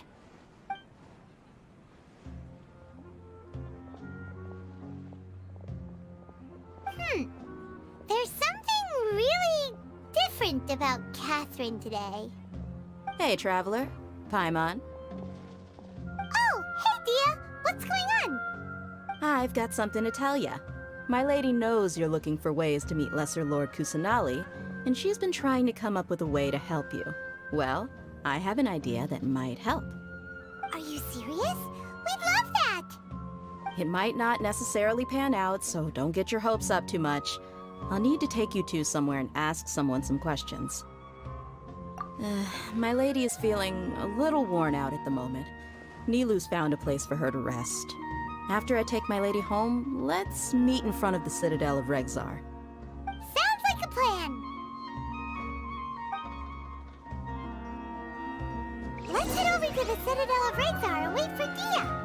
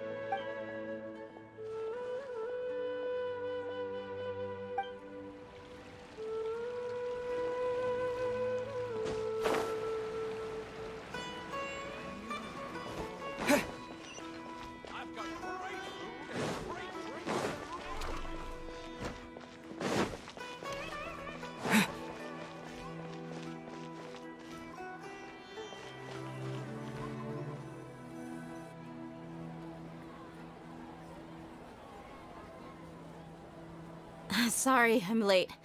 It took some convincing for the Master and Mistress to believe that Miss Dunyarzad was only sitting in the port for a while because she was in a bad mood.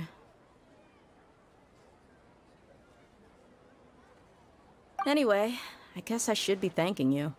I haven't seen Miss Dunyarzad that happy in a long time. If it wasn't for you two, she probably would have been caught and dragged back much earlier. You sure sound a whole lot nicer than when we first met, Dia. Who would have thought you had such a soft spot for Dunyarzad? It's called being a professional. I'm a bodyguard, and I work for whoever's paying. Look, Dia's blushing. Listen, you two. I don't expect to be working for Miss Dunyarzad very long, but I hope to finish things on a positive note if possible. Let's cut the chit-chat and head into the Citadel. We'll see if the person I know has a way for you two to meet with the Lesser Lord.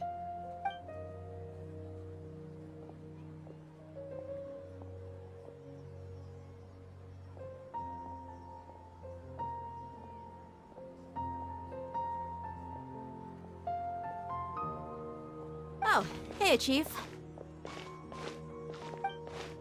Ha, Dia! What are you doing here? And well, didn't expect to see you three together. I take it you all know each other already? We met this morning after the Adventurers Guild pointed us to Osfon for more info. No kidding. Huh.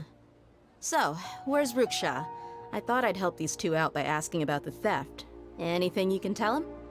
Ruksha's gone over to the Academia. The Grand Sage recently ordered Sumeru City to begin bolstering its defenses, so people from all over have been called back to the city. Since you've already mentioned the theft, I suppose I might as well tell him what we know. Appreciate it, Chief. Theft? Sorry, what the heck are you guys talking about? Just recently, the Academia lost something, and there's a chance the item is connected with the Dendro Archon. This case might just somehow help you in meeting her. I suppose that's one way to look at it.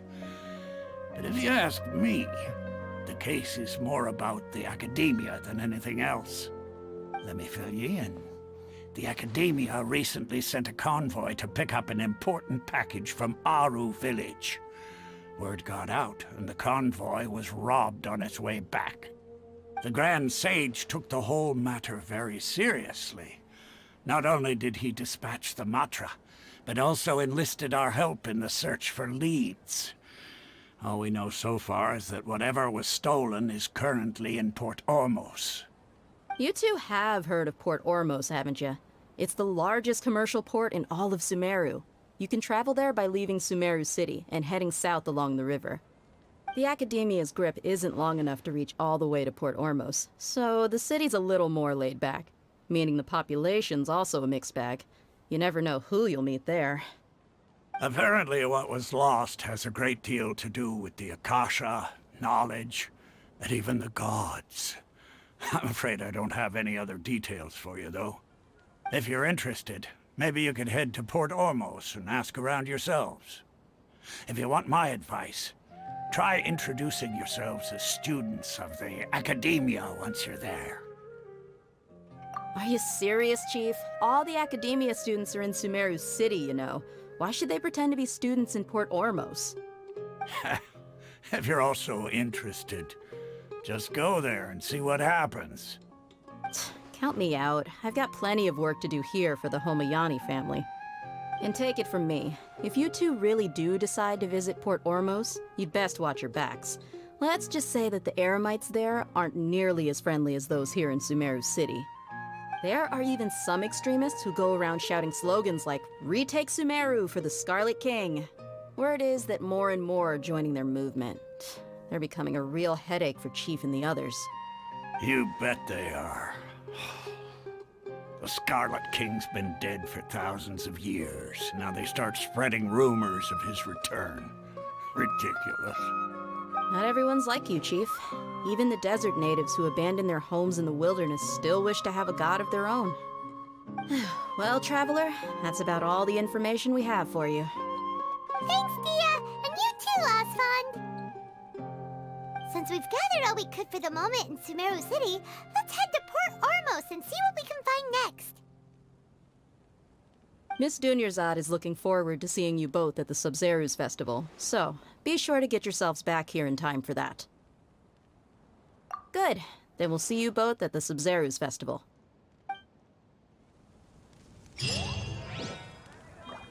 Military supplies must be distributed appropriately.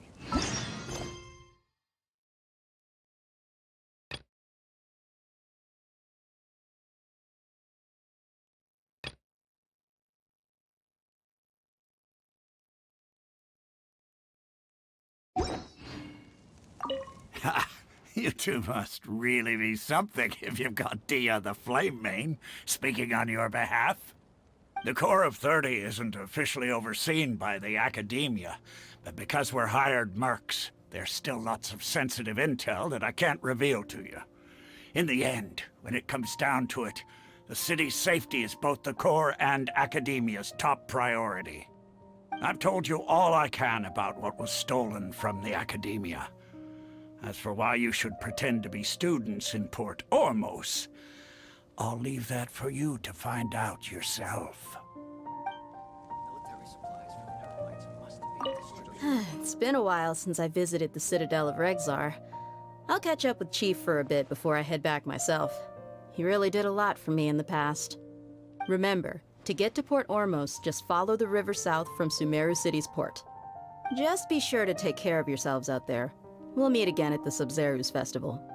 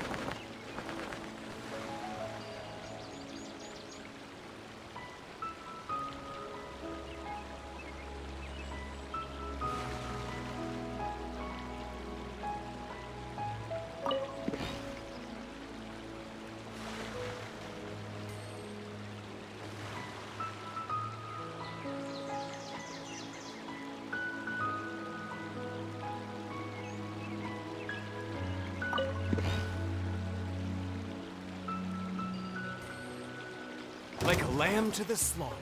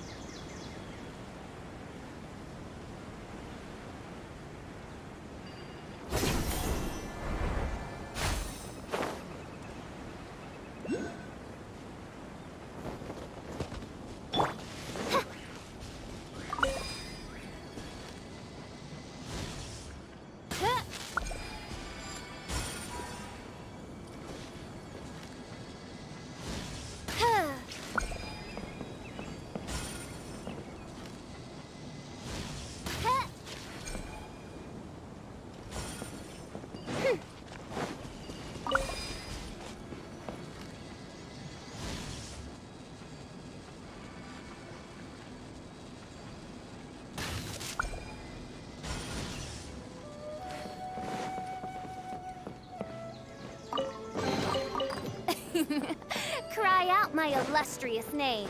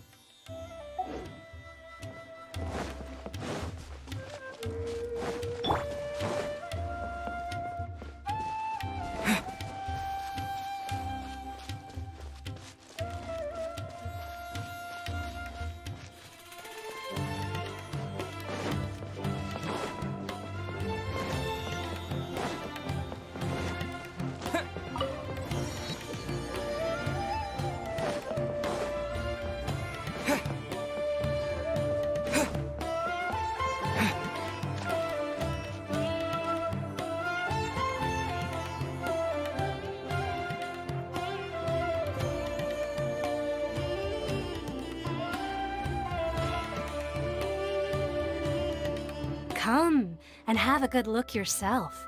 Traditional spices of the highest quality, made with pride and experience. You've got a deal. I can't thank you enough for always looking after my business.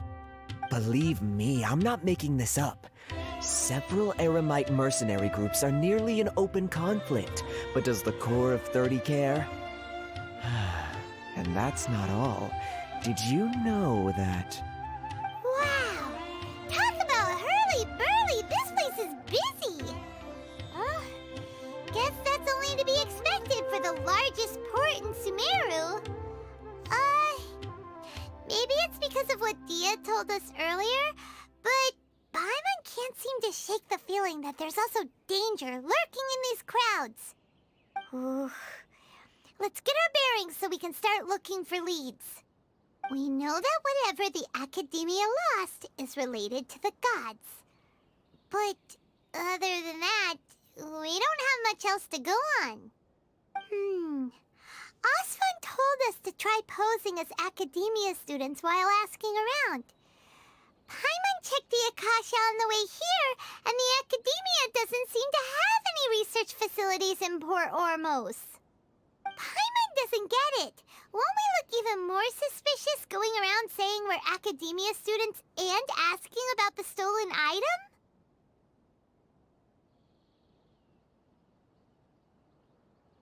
Well, given all the people that come through here every day, if there's any information to be found, Paimon bets we could find it in the market. Let's ask around and see what we come up with.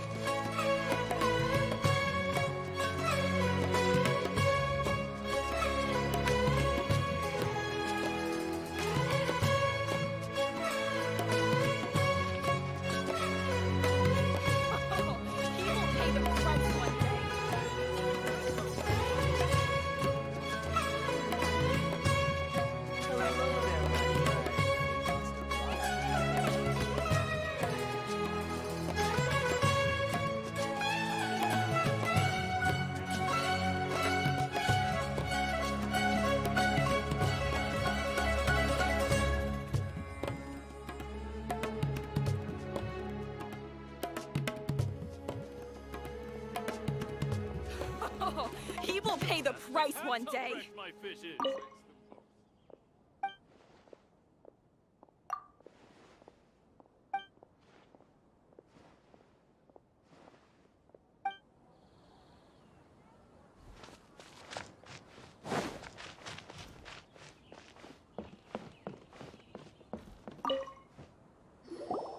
Welcome. Welcome.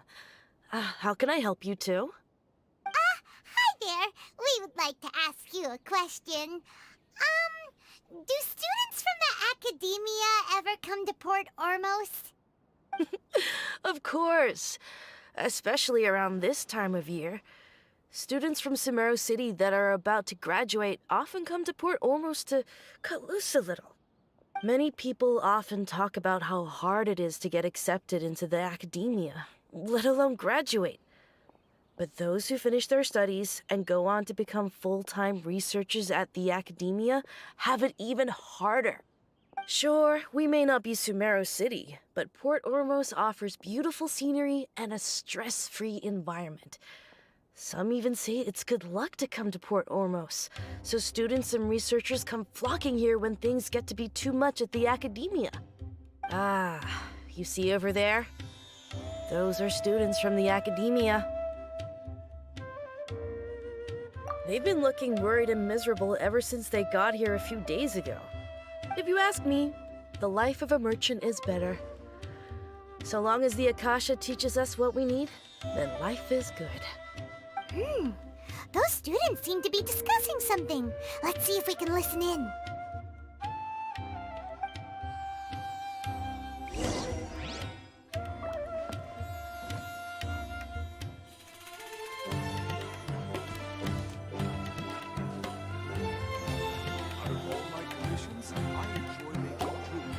It's no good.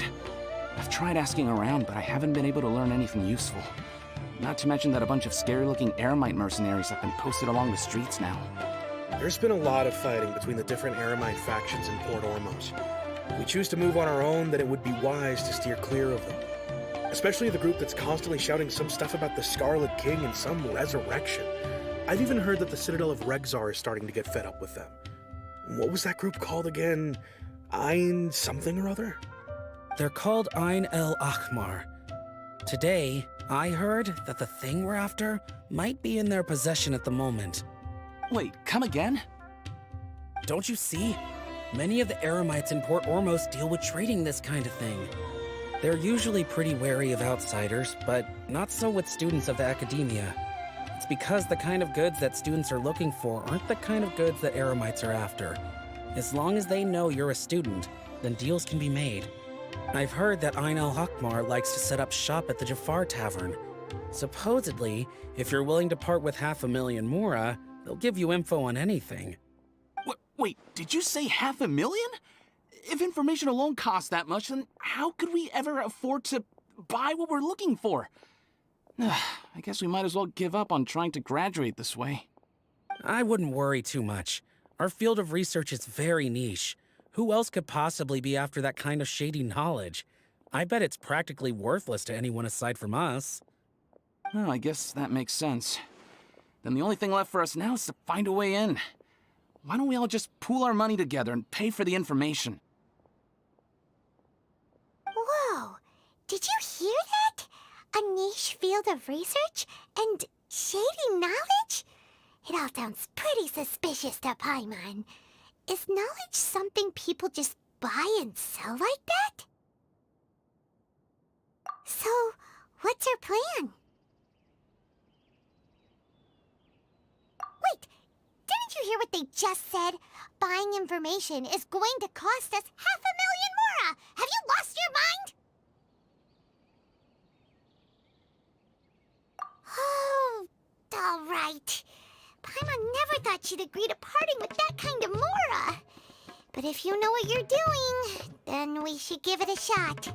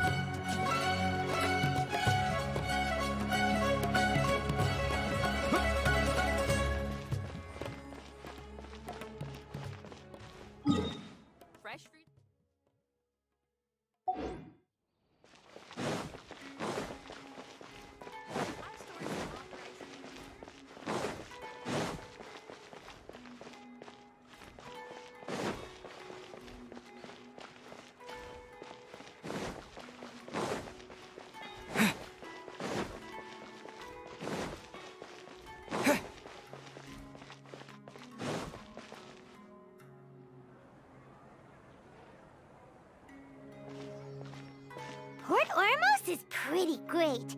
There's so many new and interesting things, not to mention all the tasty food. Sumeru's largest commercial port sure lives up to its name. Look at all the merchants, and everyone seems excited just to be here. How did things end up like this? All thanks to your artistic license. That's how. I should have made you wait until we got an update from Tanja. But when I finished the prototype Aranara yesterday, you agreed that the kids would like it. That's why we tried bringing it out for a test run today. Well, I never thought they'd dislike it so much.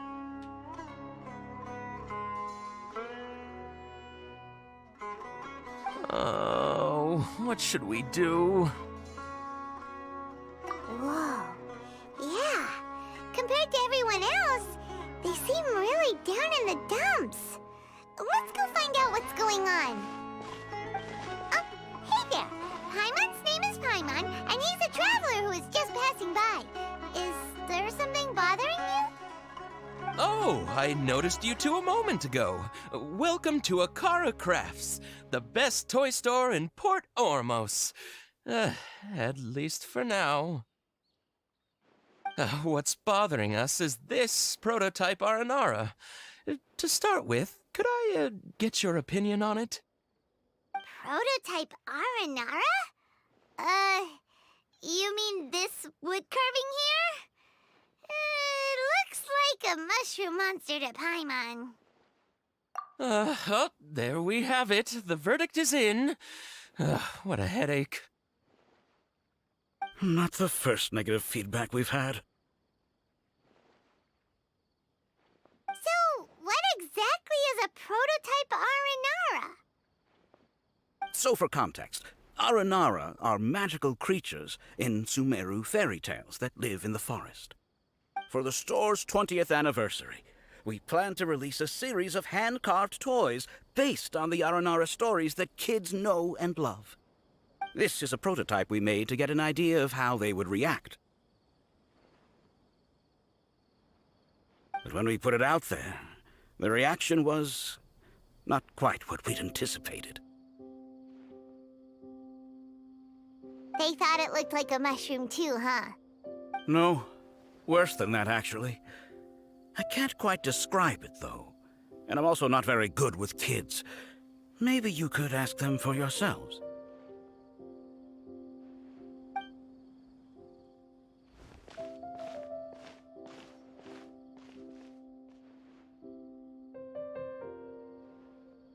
This is not an Aranara. No way. I've read Uncle Tanja's Aranara and the ill little fungus. It says that Aranara are supposed to be chubby and squishy. The carving looks nothing like that. Toys do look better when they're round and chubby. Uncle Tonder said in Aranara's vow that you can deceive the eyes, but you can't deceive the heart. This carving makes me feel lost and confused inside. I don't think the creator put his heart into it at all. It's nothing like an Aranara. Ooh, didn't put his heart into it, huh? Oh, sounds like one of those things that's easier said than understood. Kassid and Alia didn't like this carving, but I think it's okay. It doesn't look too happy, so it's kind of pitiful in a cute way. Oh, a positive review! Yeah, so I would totally ask my dad to get it for me, if it wasn't meant to be an Aranara. Oh, well, that took a sudden turn for the worse. We asked the children for their opinions. Oh, how did it go? Has it maybe, grown on them at all? Oh, this is such a shame. Why isn't Tondra back from Gandharvaville yet? Oh, the kids kept mentioning an Uncle Tanger, too. Who is he exactly? Uncle Tanger is a famous children's author here in Port Ormos. He wrote quite a few stories in the past, but none of them were popular among children. Just like our prototype Aranara. But around a year or so ago, he suddenly had a eureka moment or something, and suddenly the children loved every one of his stories. That's right. My little Ghaffari loves his stories too. The whole reason we decided to make these carvings was because we saw just how popular the Aranara are among children. We asked Tanja for guidance, but right after he agreed, he went off to Gandharvaville with his son to look for inspiration. They haven't returned yet. We were running out of time, so we had no choice but to carve an Aranara based on our own imaginations. As you can see, this was the result. Oh, we have to do something. Hey, since you're the famous traveler, could you do us a favor and look for Tanger in Gandharvaville, he doesn't have to come in person if he's too busy. Just ask him to write down his suggestions and bring his notes back to us, if you could. Please, if only to put a smile on the children's faces. And, of course, you'll be well compensated for doing us the favor. They seem pretty desperate. Let's help them out. To see the kids smile. And also for our reward. Yay! Rewards!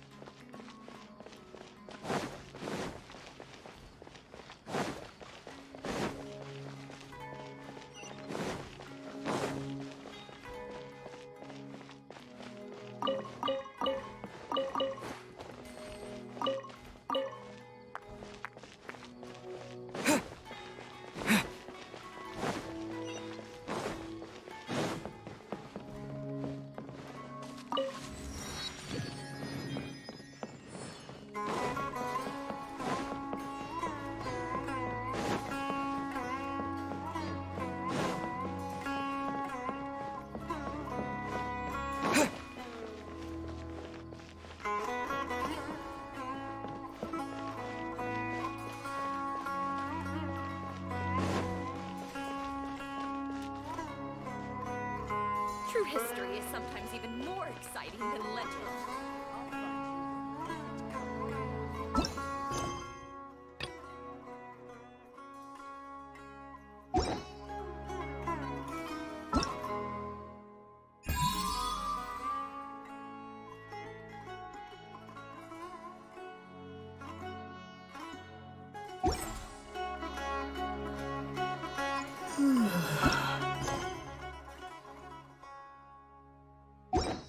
More exciting than legend.